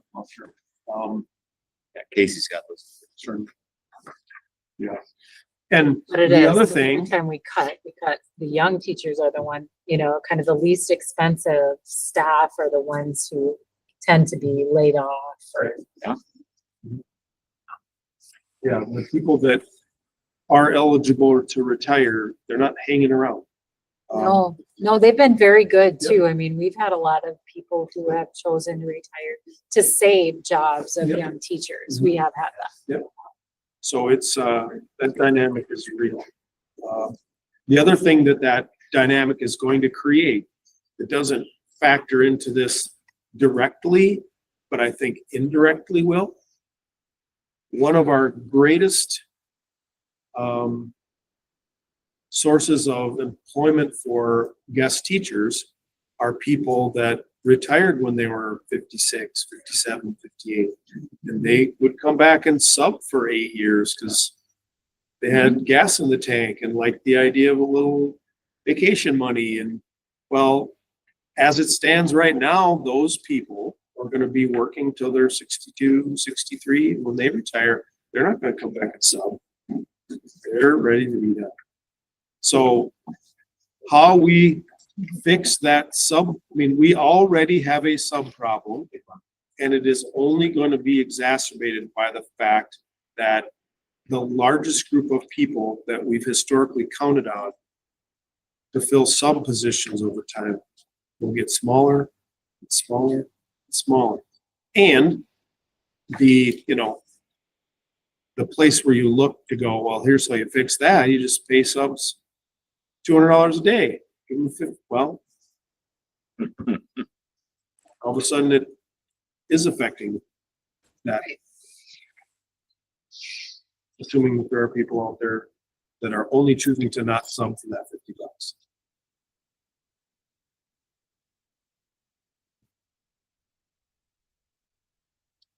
So you get inflation on a very little amount of revenue. The new profiles reports are out, so that kind of tells, you can look up any district in the state, you can look up how it compares to the state's average. This is our latest, this is not just our latest, this is the last 5 years. And you can see in each of the past 5 years, Grand Rapids district receives less funding than the state average. Matt has a little bit more details further on. And, you know, the biggest part of this has to do with an operating referendum. The majority of districts in the state of Minnesota have an operating referendum. When I compare in 24, the different fiscal year 24, the difference in the amount of revenue received from property taxes, Grand Rapids received $1,300 less per student than the state average. So that would make our budget problem a lot easier. If you look at expenses, you know, we have been cutting for quite a few years. And you can see in 2024, the district spent $1,800 less than the state average per student. This is our only tool we have right now to balance our budget. We have a policy to balance our budget. So this is what we've had to do. So we're doing 500 per student, kind of better than the average is what I'm hearing. We were 1,300, we're bringing in 1,300 less. That's just in property taxes. If we go back, we're bringing in $720 less overall. Overall, Yeah. oh, that was just. Yeah, yep. So, yep. I threw this together. This is, you know, we've been cutting, and the state, when we look at where we're spending our money based and compared to the average district in the state of Minnesota, we spend 75% of our general fund budget on instruction. So that's special ed in the classroom, instructional support. Transportation, this always amazes me. The state average spends 7% of their general fund budget on transportation. We are the third largest geographic district. We only spend 5% of our general fund budget on transportation. We have a very efficient program running over there. How long have we been at 5%? Last year we were at 86%. As the instruction piece of the pie grows, the other ones shrink because we, you know, buy less buses. That's probably the biggest reason. That's what I was a little concerned about, And right? a lot of, Because it could catch up to us. for sure. Yep. Well, Yep. sooner or later, it does, right? Yep, I can tell you, we have purchased 4 buses this year in 25. We have not purchased buses the last few years. So Greg, someone offered him some buses and he snapped them up. So that is good for us.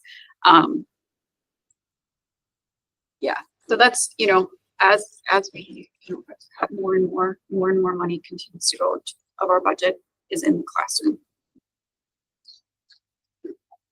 Just kind of working through in number 2 then, we've kind of shared this before, but these really are the 4 categories or 4 ways we can balance our budget. Enrollment, state revenue, revenue in general, reducing expenditures and increasing local revenue. Increasing student enrollment. These are some categories of enrollment that we can talk about. We've talked about a few of those with our online school and what improvements we might be able to make there. We haven't done a lot of recruiting. If you go to the metro area, you'll see big billboards that are pretty, I don't want to say aggressive, but they're making it clear what they want parents to do. They are aggressively recruiting non-resident students. That's just something in our area that we've agreed to not do as good partners in good neighboring districts. At least, and that doesn't mean we don't have open enrollment happening. We do. We have lots of it. We have lots of students between our districts that trade, but we haven't aggressively marketed, I guess, to each other. One of the ways we can increase student enrollment is to increase the quality of the programming that we offer, and that's both academically, it's opportunities, it's also about quality as it relates to culture and climate. And so I think that's something that's important. That's why it shows up in our strategic directions.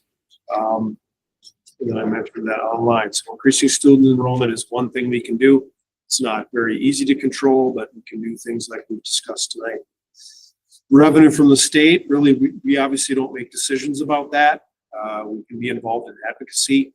And we've definitely done that through testifying and working with legislators, et cetera. Being as smart as we can with the revenue we do receive. And, you know, Karen and I have discussions often about, you know, how are we the most creative with the money that we do get? Because in some cases, we receive money in places that if we were choosing, it wouldn't come. And so are there ways we can free up general fund money by being creative with how we're coding or naming or that kind of thing? The third way we can balance our budget is by reducing expenditures. And we've talked a lot about that. After this year's reductions, we'll be pushing that $10 million mark in 2020. And I had someone share with me that we've essentially reduced a 2-section school district. Like we've cut that much out of our budget, a 2-section school district, like Nashwauk or Nevis. So that's kind of what's happened.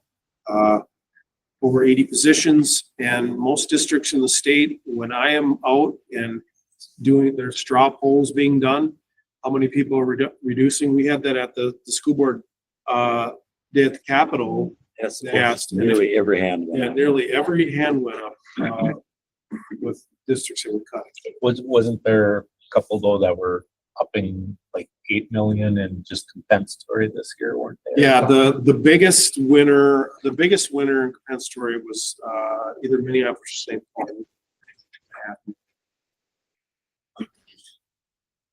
Compared to what they were, yeah. But there was a big loser though, too. Oh, yeah, there were huge losers, yeah, There was like, some like around Nova 8. Hennepin was gonna lose over 5 million. Columbia Heights was losing 3.6 million.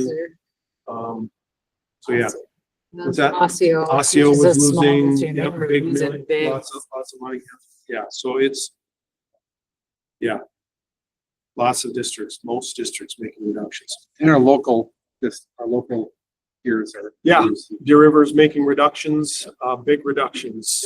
Greenway's making So we have reductions. 10 million or- Duluth's- Yeah, Duluth's making reductions. Hibbing's making big cuts. So I mean, this isn't just an us thing for sure. It's starting to affect everyone, what we've been dealing with. And I feel like it was there's like 300 and some odd school districts in the state of Minnesota. It was like 235 are making cuts. Yeah, that should be. What I felt like the number was when I was doing a little bit of research from the state side.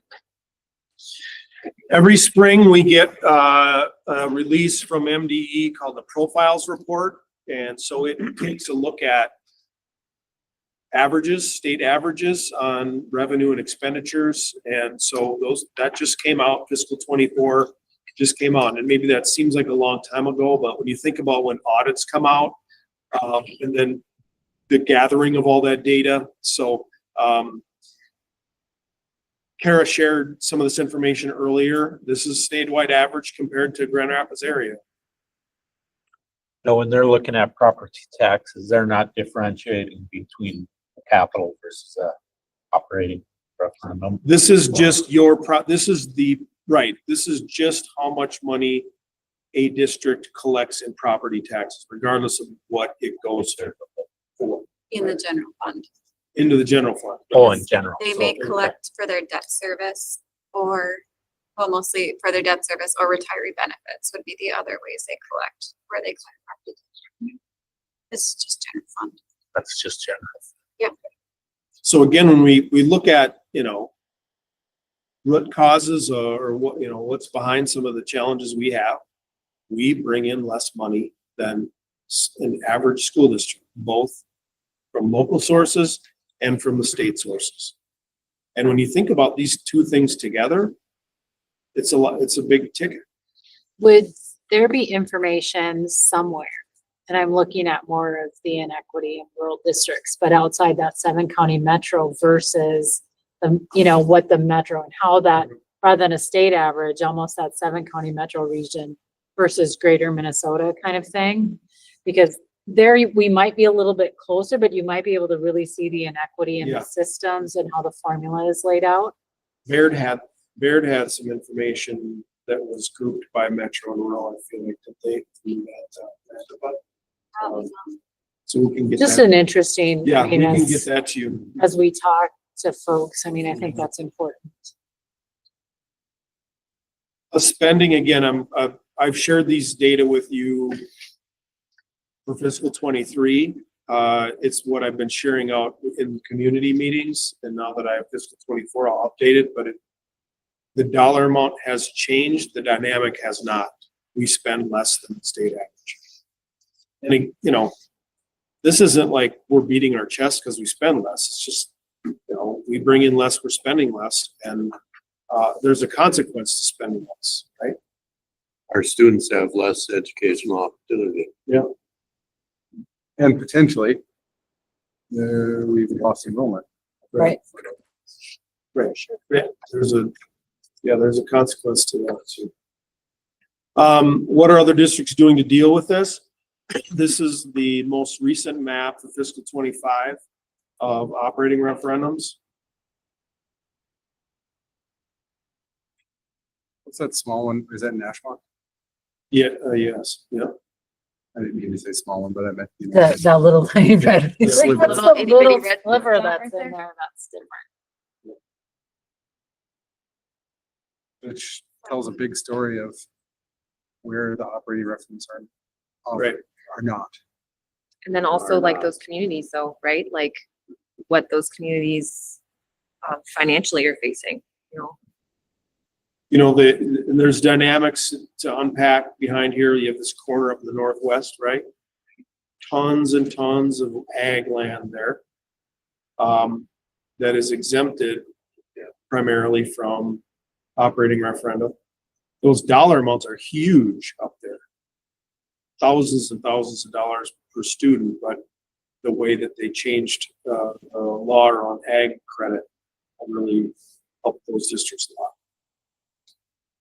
Why is it harder in some areas? One answer is referendum market value.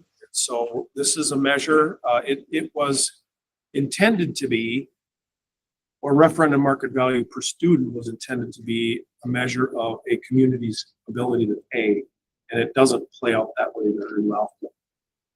The larger your referendum market value is per pupil, the less your referendum is equalized for the state.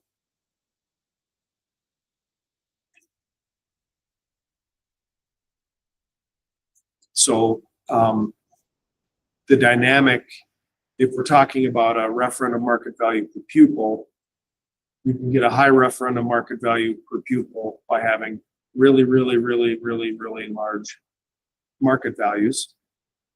Or you can get a high ratio by having a really, really small denominator on the bottom, right? Northland Community Schools is a district that has one of the highest referendum market values per student in the whole state. Why? Emily, Lakeshore, and they're dividing by the numerator or denominator, it's 380%. So they don't get a lot of help from the state when it comes to referendums. This is the referendum market value per student that I was just talking about. So you can see how that really makes things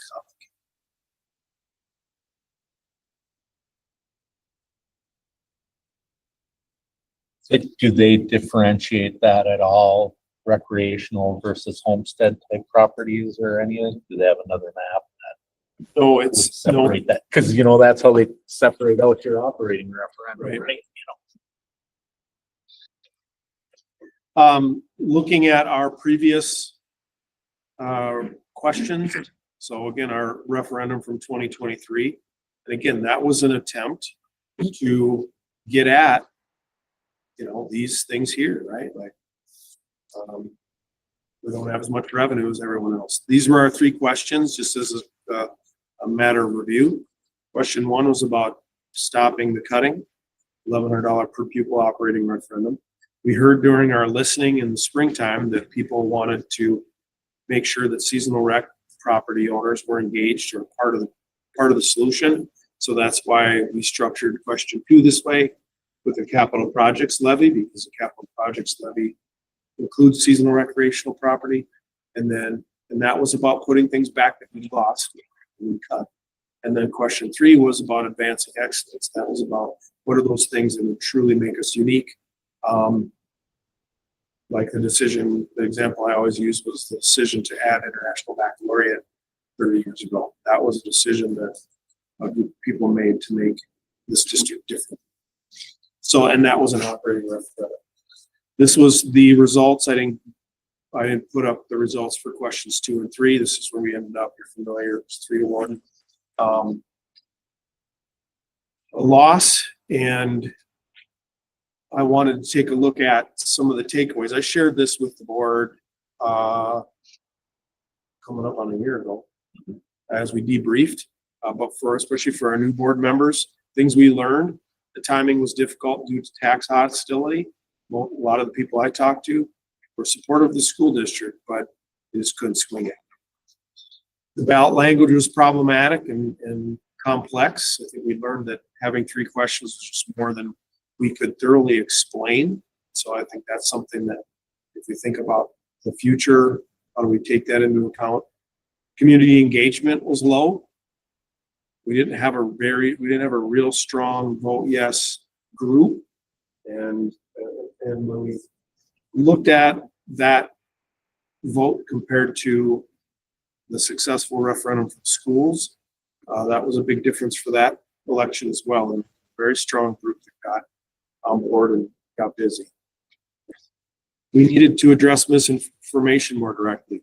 We kind of took an approach, a strategy of staying out of the pig pen with misinformation, and that resulted in misinformation proliferating. And that was a strategy that did not work here. And so we learned that. And then we had bad turnout with our 18 to 35s. And that is a demographic that is the most likely to support a referendum. But it's often underrepresented in the polls, and it was for us as well. So those are 5 things that we talked about then as takeaways. Things we talked about as far as recommendations: continuing to do the right thing, gather information and build relationships, continue to communicate. We've been doing that, and establish a new plan. So that's what we talked about a year ago. And we're kind of, we also talked about a timeline. This was 6-8 months after the failed referendum. What are our options? We looked or talked about options if we were going to do this next, that we'd be doing this next potentially this November. As a reminder, the state limits the dates that operating referendums can be run. We can only run 1 per calendar year. And November is the only date that we can run a ballot box vote. Every other election date has to be mailed. And that's something we wanted to avoid.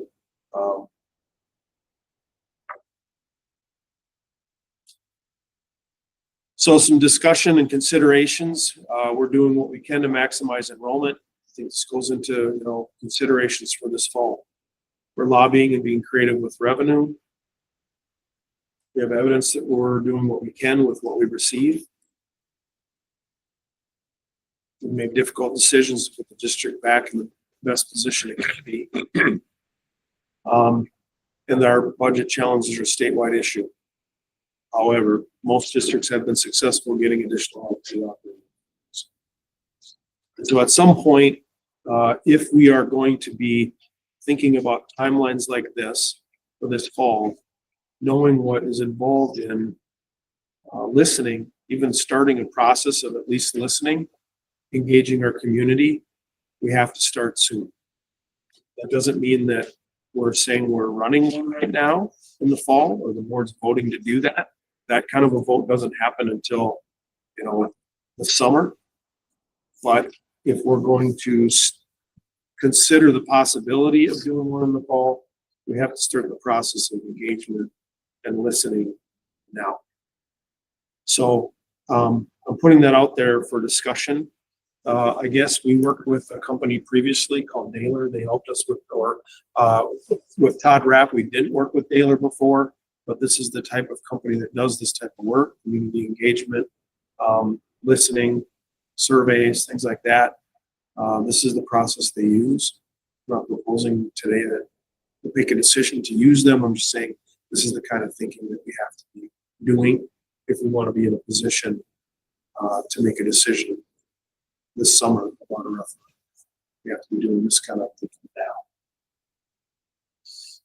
now. And again, this is similar to like, what kind of work do you want me to be doing? Carrying forward. It's not something that we can decide, the board can decide in even May to do realistically. It's something that has to be thinking about now so that the process can get going. So you can have some decisions to make and sure. So yeah, I guess I'm putting it out there to hear what the board has to say, what work you'd like me to be doing in the meantime. If it's more information, that's fine too. If there's zero interest in doing this, that's a decision. We see where our future's headed. And a lot of that's not in our destiny if we don't have some local revenue. We don't have decisions to make other than continue to cut. We'll continue to look at things like online increase and options. So I guess I'm looking for some direction from the board about what you'd like me to be putting energy into. I'm supportive of looking at the options about running something in November, and I think we should be taking some steps now with consultant, whatever. We should be having some of those initial talks about what something like that would look here. I think when you look at the numbers and you look at the impact on our students, I think it's some direction we need to go. And I think expanded community engagement. Really let the community know what's happening. We've cut $10 million. We've cut 80 people. It's not getting better. There are only so many choices. And having those conversations also includes, the correcting misinformation where it's coming or when it's coming in. Because right now there's already, people chatting about, see, I told you, they're going to do a referendum. They're going to tax us out of our homes. They're going to do this. They're going to do that. And the information that they're putting is not even attached to any kind of referendum. So it's just a matter of, making sure that we have all of the information that we know of from the state. And what does that look like? Because we don't even know if that's recreational property tax. So that's a big deal because that could be a huge thing for us to And that would be if we passed a capital. Yep. Referendum. Either, or an operating referendum. Yeah, an operating. It would reduce the cost of operating referendum. If that's seasonal. To the individual taxpayer. to the individual taxpayer. That's right. And I've said it before, just explaining it to the community in extremely simple terms, so they understand exactly what they're being asked, to do or give.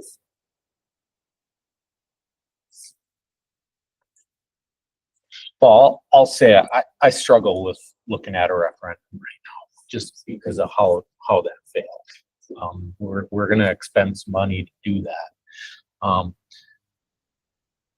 Don't have a magic answer. I'm not gonna say I have some magic answer. We've got challenges here. We've got very real challenges.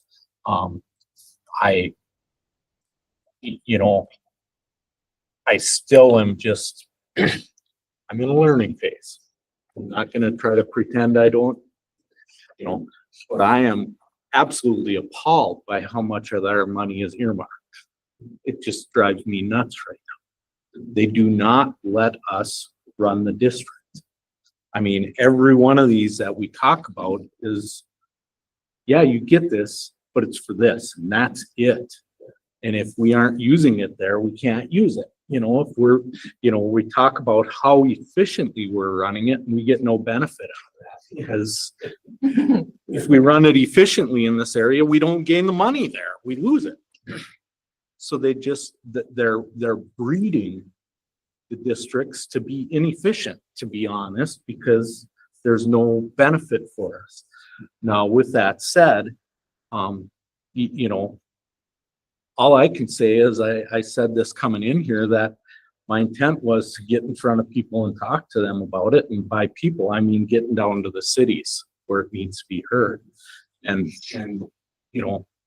I think it was important that we did that. As a district, I thought we did probably as good as any district there that I saw in representation there. And I plan on continuing to stomp hard on that. And we've talked about it. I guess, I get frustrated with it because it's just, do you email them? Do you, and people say it's not effective, you got to be there. But I can also tell you, I was appalled at the fact that I took a day off of work and we got 15 minutes with people and we were sharing it with districts. We didn't even show up because he was too busy. We didn't even talk to people. That's typical. I know. So I'm looking for ways that we can be more effective at that. I don't have the answer, but I mean, I took a day off of work and literally spent 45 minutes talking to someone rather than being told more from them. And the intent is that we can get our story out to people somehow. So I don't have the answer on that. But I mean, don't get me wrong, I appreciated the 15 minutes, but I agree with you, Tom. but that really was frustrating. disappointing. Absolutely. Very disappointing. I think most people would agree that the educational formula should be rewritten. And I think most people would agree that it never will be. Yeah.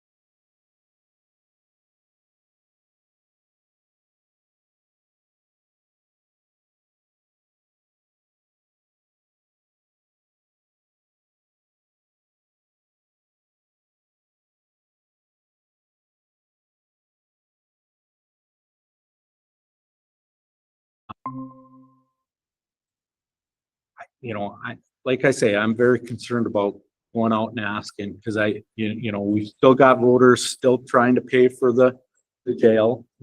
and for the roofs here recently that, you know, there hasn't been a lot of relief there, and obviously there's no relief for anyone with the inflation lately. Right. I mean, that's gonna be a big, heavy factor for individual voters right now. Individual voters, I mean, they're cutting back on things at home because of this. So I don't know that we would have success right now, is where I'm questioning. So to expend money and not have success would not be in my mind. And to Tom's point, do we even have a timeline from the county or from the hockey rink of when that should be done? Like when the community will be done officially paying for those two things? Or do we know if that's like a continuation, you know, where we? They can't continue it, once the object of the sales tax was designated for is paid, they can't continue it. They'll require another vote and it will be a different project. I know that the estimates were conservative about what will be paid back, and that it's estimated they'll be paid off For sure. It was severely underestimated in that the IRA will be paid back significantly early. Yeah, and I'm And assuming, once it's done getting paid off, they can extend. I Right. think it's like once that has been done. and I'm assuming that, you know, I'm assuming some of the same estimates were made with the jail, right? And the revenue would be proportionate. So I think it's a safe assumption that both of them will be paid off. I believe in conversations that the sheriff is working diligently to pay it off as quickly as possible through whatever funding streams he has available, including taking in additional monies. I think my thoughts around this, Matt, are that I think you have to have as much information going into the summer as you can. In case we do have to make a decision to go for a referendum, and I think now that we have the information as complete as we can will be in this. So I would support continuing to march down that path, because I think in all of the projections, I don't see a story that says it's this perpetuating cycle of cuts, lose enrollment, cuts, lose enrollment, cuts, lose enrollment, based on opportunities being cut. And I'm sitting here today because German was cut from our district, and that frustrates me. And so the other thing that it frustrates me is that we can't, we were talking about, we're going into a teacher's contract and we're going into this plan of 0 and 0, and how long will people stay in a job where they continue to not get recognized for their contributions, and not just teachers, but our whole district. And so I think we have to just help the community understand the situation we're in and attempt to do the best we can for our kids and for the people that support our kids. And I think the community needs to hear that message. For sure. That's, And in terms that, I think to Ashley's point, you could confuse everybody very quickly with any of these numbers and any of these slides. It has to be so, and I'm not saying that our community isn't smart enough to get it. I'm saying that we have to be very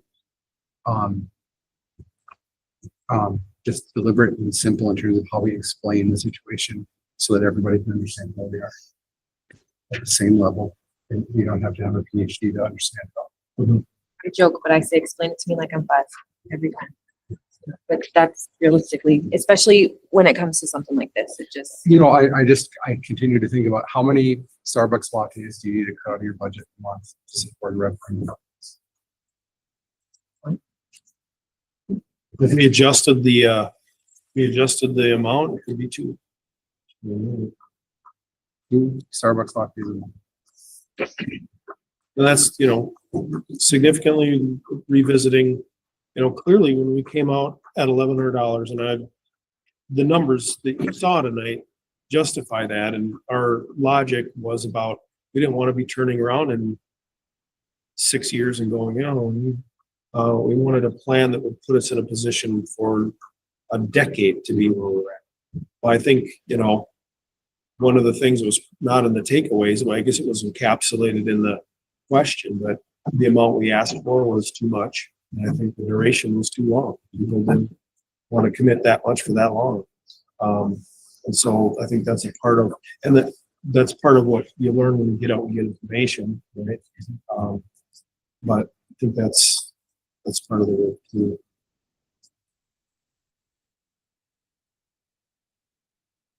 I Yeah, don't know but where I sit. yeah, I I guess, don't- Yeah, go Sorry. ahead. No, I don't know where I sit. I'm watching the stock market tank. I'm watching eggs go to $8 a it's down to dozen or whatever. But I mean, I'm watching energy prices go. I'm watching tariffs come in. I'm watching, and no matter what anybody wants to think about it, it's a tax, right? So that will hit your bottom line in some way, shape, or form. And we have rising property taxes here simply because a lot of us live on lakes and land, which keep getting bought up at astronomical prices. It's not us locally buying them up. So we have a lot of people on fixed income, right? So now you're making choices. And what I heard from a lot of people headed to the polls last time was not that they didn't think we needed it. They knew they couldn't afford it. And I don't think that's going to change today. I think our economic situation is in a worse place today than it was when we originally ran the referendum. And you could look at any statistic on it. So that's why I get like kind of anxious about it, because I don't want to get my butt kicked again when we go out. But I also know that I'm here for the kid, right? I don't have any kids left in the school, but I'm here for that next kid to come so that they have the best education. They still have a language. They have computer science, because guess what is the next one that we don't have? That this is so hard for me to swallow. And if I don't ask, I'm not going to know. That's the other piece I have. But we're going to have to get a group of community people who care enough about it to lead it. We can't lead it. We can support it. We can talk about it, but we can't lead it. And we're coming into another negotiation, and it was kind of a weird negotiating scenario where, we'll support it, and yet it's like, but everybody should be supporting it because it is about schools and kids. If you are part of the schools and kids. So I sit on this fence not knowing really what I want to do. And I don't think the data we had last time was solid, simply because we were coming out of COVID and it was a weird time. And some of the data was pre-COVID, some of it was post-COVID. And you were trying your best to try and decide what might be a number that would work. So what would be a realistic number, I think, that we would have to come in with? And then that second number could be, this will help us for decades. But the other thing we paid a huge price for that we had no control over was the state legislature decided to give school boards the opportunity to extend a referendum without going out to the people. We didn't have anything to do with that. We never lobbied on behalf of it. I never said a word about it, but it made a decision. And then all of a sudden we were all liars and we were trying to extend this another 10 years. That was the message. That was never, we didn't even know it was happening. It was like all of a sudden showed up on a docket. So I just sit here and I really don't know, like in my own brain, I'm arguing with myself. Because I really don't want to lose on a 3-1 again. Because if we lose again, it's going to be a long time before we can even come back. Yeah, I mean, there's already a little fatigue. I Right. think, already. But if we don't ask, we don't know. And then we keep chasing the 2 million. And that's what it feels like I've been chasing 2 million with 80 positions cut, 10 million. That doesn't even talk about all the specialized classes we've lost or all the great teachers we've lost in that space. And all the kids who went with them. Mhm. I'm not saying it, I'm just preaching the choir. I think talking about an online program is a good step toward increasing revenue. You know, and I mean, we're talking revenue and expenses. Yeah. And I think that that's one direction. I don't think it's going to be enough long-term to do that. I think it helps. And I think when you look at the other side expenditures, it's positions. Right. And you kind of need in your head to be thinking about how many positions are you willing to give up? You know, at what point are we impacting the students to a point where they're not getting what they deserve? I mean, I would say now, but that's just my opinion. So, all the tests, like Melissa's saying, like we've lost so many already. So how do we fix that? And going into the community and having those conversations kind of leaves us vulnerable as well. But that's like what you're saying. That's not something that, you know, we don't have the manpower to do that on our own. You know, we can definitely be a support system, but we can't do that as a group sitting here, go out on our own and give all that information to the community, because we're going to need community members to back us up in supporting some of those things. But what does that look like? And what are we asking at the end of the day for a dollar amount? And like, again, Melissa said, we have all of these issues that are coming in that are just going to affect our already impoverished community financially. So what can we realistically ask of them without making them nervous or without, making them feel like they're not going to be able to pay their property taxes or, put food on the table or whatever the case might be.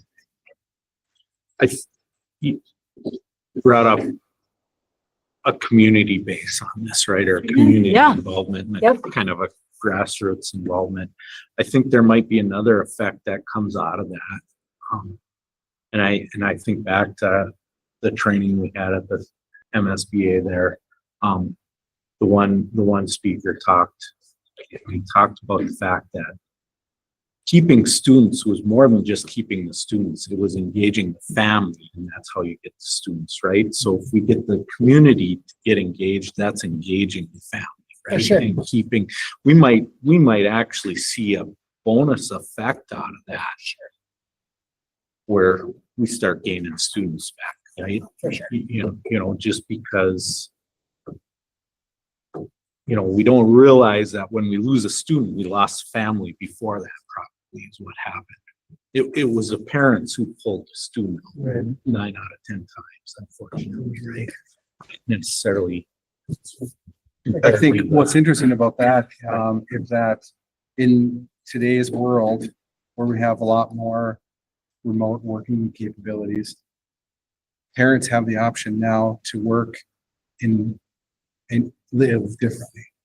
And because of that, they can they can say, you know what, Grand Rapids doesn't have these programs anymore. We're moving. I don't need to move jobs. I already work remotely. I can just go somewhere because the opportunity isn't there for my kid. And then our cycle perpetuates again. But it could go the other way with online, Potentially. too, which I.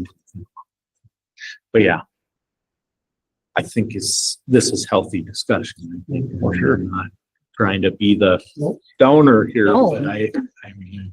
No, I sit on both sides of this. Like, I don't think, And it's good to have those viewpoints to understand where everybody's thoughts are at. And it's a different view from It's just different views, which is the whole community. Everybody has a different thought process, and we need representation for absolutely every one of those people.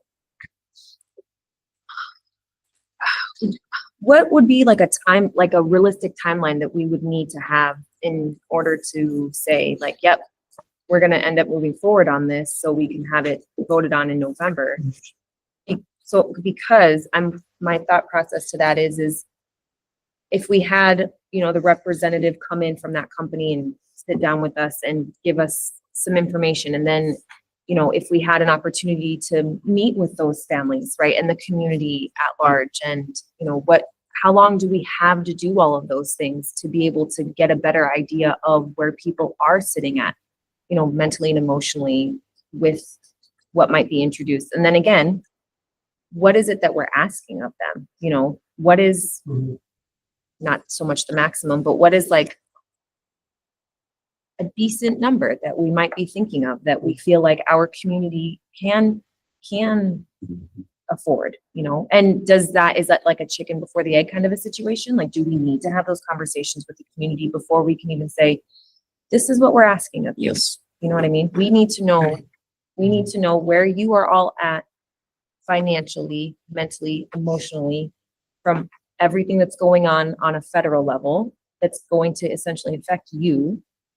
And then we can sit here and say, based off of that, we are introducing this. What are your guys' thoughts? Or even if we just came up with a number that we felt, knowing the political climate and on the federal side, that we introduced to people. So is there openness to having somebody like Jeff from there talk to you about what a process might look like, or timeline, or information gathering, or community engagement, at least to hear like what it would look like? I would like to know that, because then I feel like at that point in time, we would be able to then put some kind of like numbers on our own end based off of a timeline. You guys need to know this information by this time, this information by this time. If you feel like you're even going to remotely be thinking of having you guys, your community voting in November, this is all of the stuff that you need to have in place to be able to even discuss moving forward on something like that.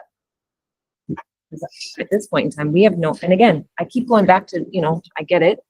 Legislators aren't going to be voting until May, but I keep going back to that because that could be a real selling point for a lot of people. So I don't know. If we Sorry, to engage me like this, what kind of dollar figure are we talking? I think to have him come talk about process, we probably just do that. But as far as like cost, I can't remember. It's $2,000-3,000 a month. Just for an ongoing engagement. I can't remember if his structure was a flat dollar amount per month kind of thing. Well, if you would come pro bono to talk to us about it, I don't think that's for me. Thank you, President. Yeah. Is this a company you've worked with before? When we went through this before, we solicited some responses, and it was one of the companies that we interviewed. And Okay. we didn't end up choosing them last time, but it was really, It was edge and edge. it was, 100% that. And, I think we need to shuffle the deck. Well, I think would struggle with bringing in the same company. I'm not, Oh, you're not wrong. I'm not trying to. Yeah, I think shuffle the deck, that's my opinion. I've been working, I've talked about that too. Like, obviously what we did last time did not work. We, all the things I listed plus, and this company has a lot of experience in, outstate Minnesota, rural Minnesota, which I think matters. Not saying anything about who we used last time. I just think it'd be good for you to hear from him and hear more about what it looks like. Your closing analysis that you had provided there, I think you said that was developed about 6 months after your bulleted items. Yeah. of the engagement. How did that come about? Was that you personally doing that, or was that, was there a third party involved in that too? Or? That was my work. as a result of listening to discussions we had, discussions that I had with, kind of debrief with the person who we worked with before. The Morris Leatherman, who is kind of like the survey guy for the state and country in some ways. He took a look at the survey results he did in June and the postpartum results and kind of said, well, this is why this kind of went sideways from where we thought it was going to be. So it was kind of like those are my words, but an aggregation of a bunch of different things, and including, you know, some just conversations I had too, focus groups or one-on-ones with people. You know, I think back of, I really believe in your comment about it really needs to be engaged by the community big time, right? I Right. think that's Yeah, number one right. bullet up there Yeah. when I look at it, right? I'm trying to visualize that. You know what I mean? part Is of it, me is it, thinks do you we hold should lead town it. halls by us or something individually? I mean, I and- think we should lead it, you know, and I say that, meaning like I'm willing to do it. It's gonna be hard. But at some point, we as the leaders in the school we're elected have to be able to stand up and talk through it and talk about it and why we're doing it. And if they're gonna throw mud, they can throw it there. We can talk about it there. Well, I'm not afraid to do it, and we didn't do that the last time. It was kind of like we were one rung removed, and so it was it's a little bit harder to say someone's a liar when you're talking to their face. It's easier to do it on Facebook, but it's harder to do it when they're talking to your face, and it's actually better to be in a dialogue then around, well, that's, you know, actually that came through the legislature. We didn't have anything to do with it. We didn't do any lobbying around that initiative.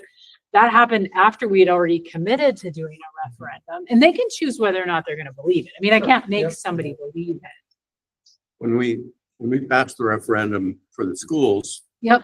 There was some really good community leadership, Mindy Nearing and Ken And Corbett. They led a community group and they were very effective, and they were out there, like you say, you know, face to face with people talking about what was going on. And we really did not have that in the last one. No. There's a lot of disinformation floating around. And I can tell you that there were say no Mhm. billboards. Yeah. I didn't see many say yes. And even in the newspapers, there was a lot of say no, you know, inserts, but nothing more. With arguably. Disinformation. Yep, yeah. And it's hard to combat that once. But, well, right, because once it's out there, it's out there. now that's where I think if we go on this path, we'll be talking to this person is probably a wise next step, especially this free. Yep, right. You must be Good, the treasurer. should good point. talk To, transparency has to absolutely be. We have to, this is us. And I like. The good, the bad, the ugly, this is what it is, because we need, the thing that we have to combat is the perception of knowledge. That's wrong, Yes. and transparency brings a solution.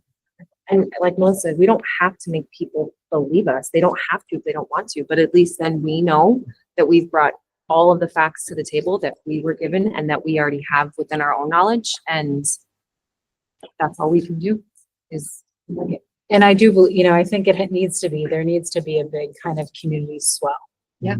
And a lot of times that has to happen with parents or retired teachers or whomever who really kind of care and want to carry that system forward. It tends to be people who are engaged within the system already. That tends to be what it is. Not always, but so how do we do that? How do we do it well? How do we make sure we hear naysayers, but we don't give them all of our energy? Because that's the other piece about this is there's a movable middle. There's the, right. We know that there's those that will say yes to every single thing.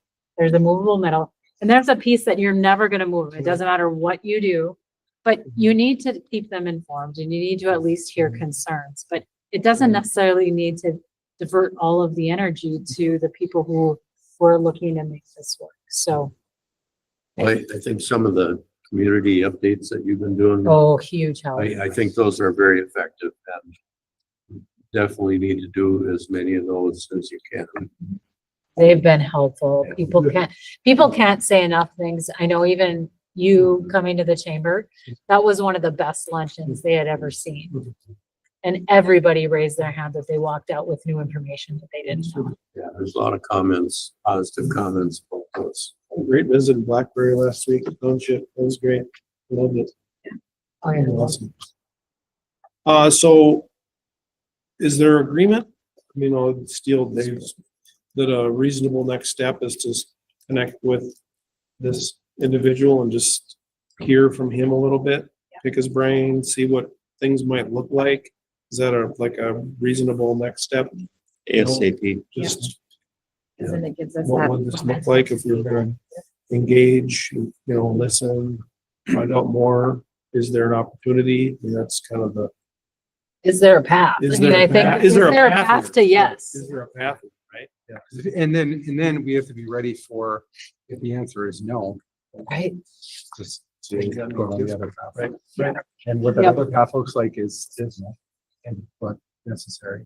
But it is what it is, and we need to know. And that's not a scare tactic, right? No, Like, it's that just is- reality. I know, No, but what I'm the saying, last time, yeah, That that was was the- out there, it's like, oh, it's just a scare tactic. exactly. Yep. Do all these things. Here we go. Option two from October 10th. You agree? I mean, this is about, you Here know, we go. Yeah. reorganize the buildings because we need it to. Is one of the things. Okay, does everybody agree with that? Listen, an opportunity to listen. Okay. All right, I'll reach out. Hopefully I'm committed to something. He's like, wait a minute, you said you'd do this for free, you know? He's a treasurer, he's in charge. Listen, if you want to call me, I'm free. Okay. Here's Dave's number.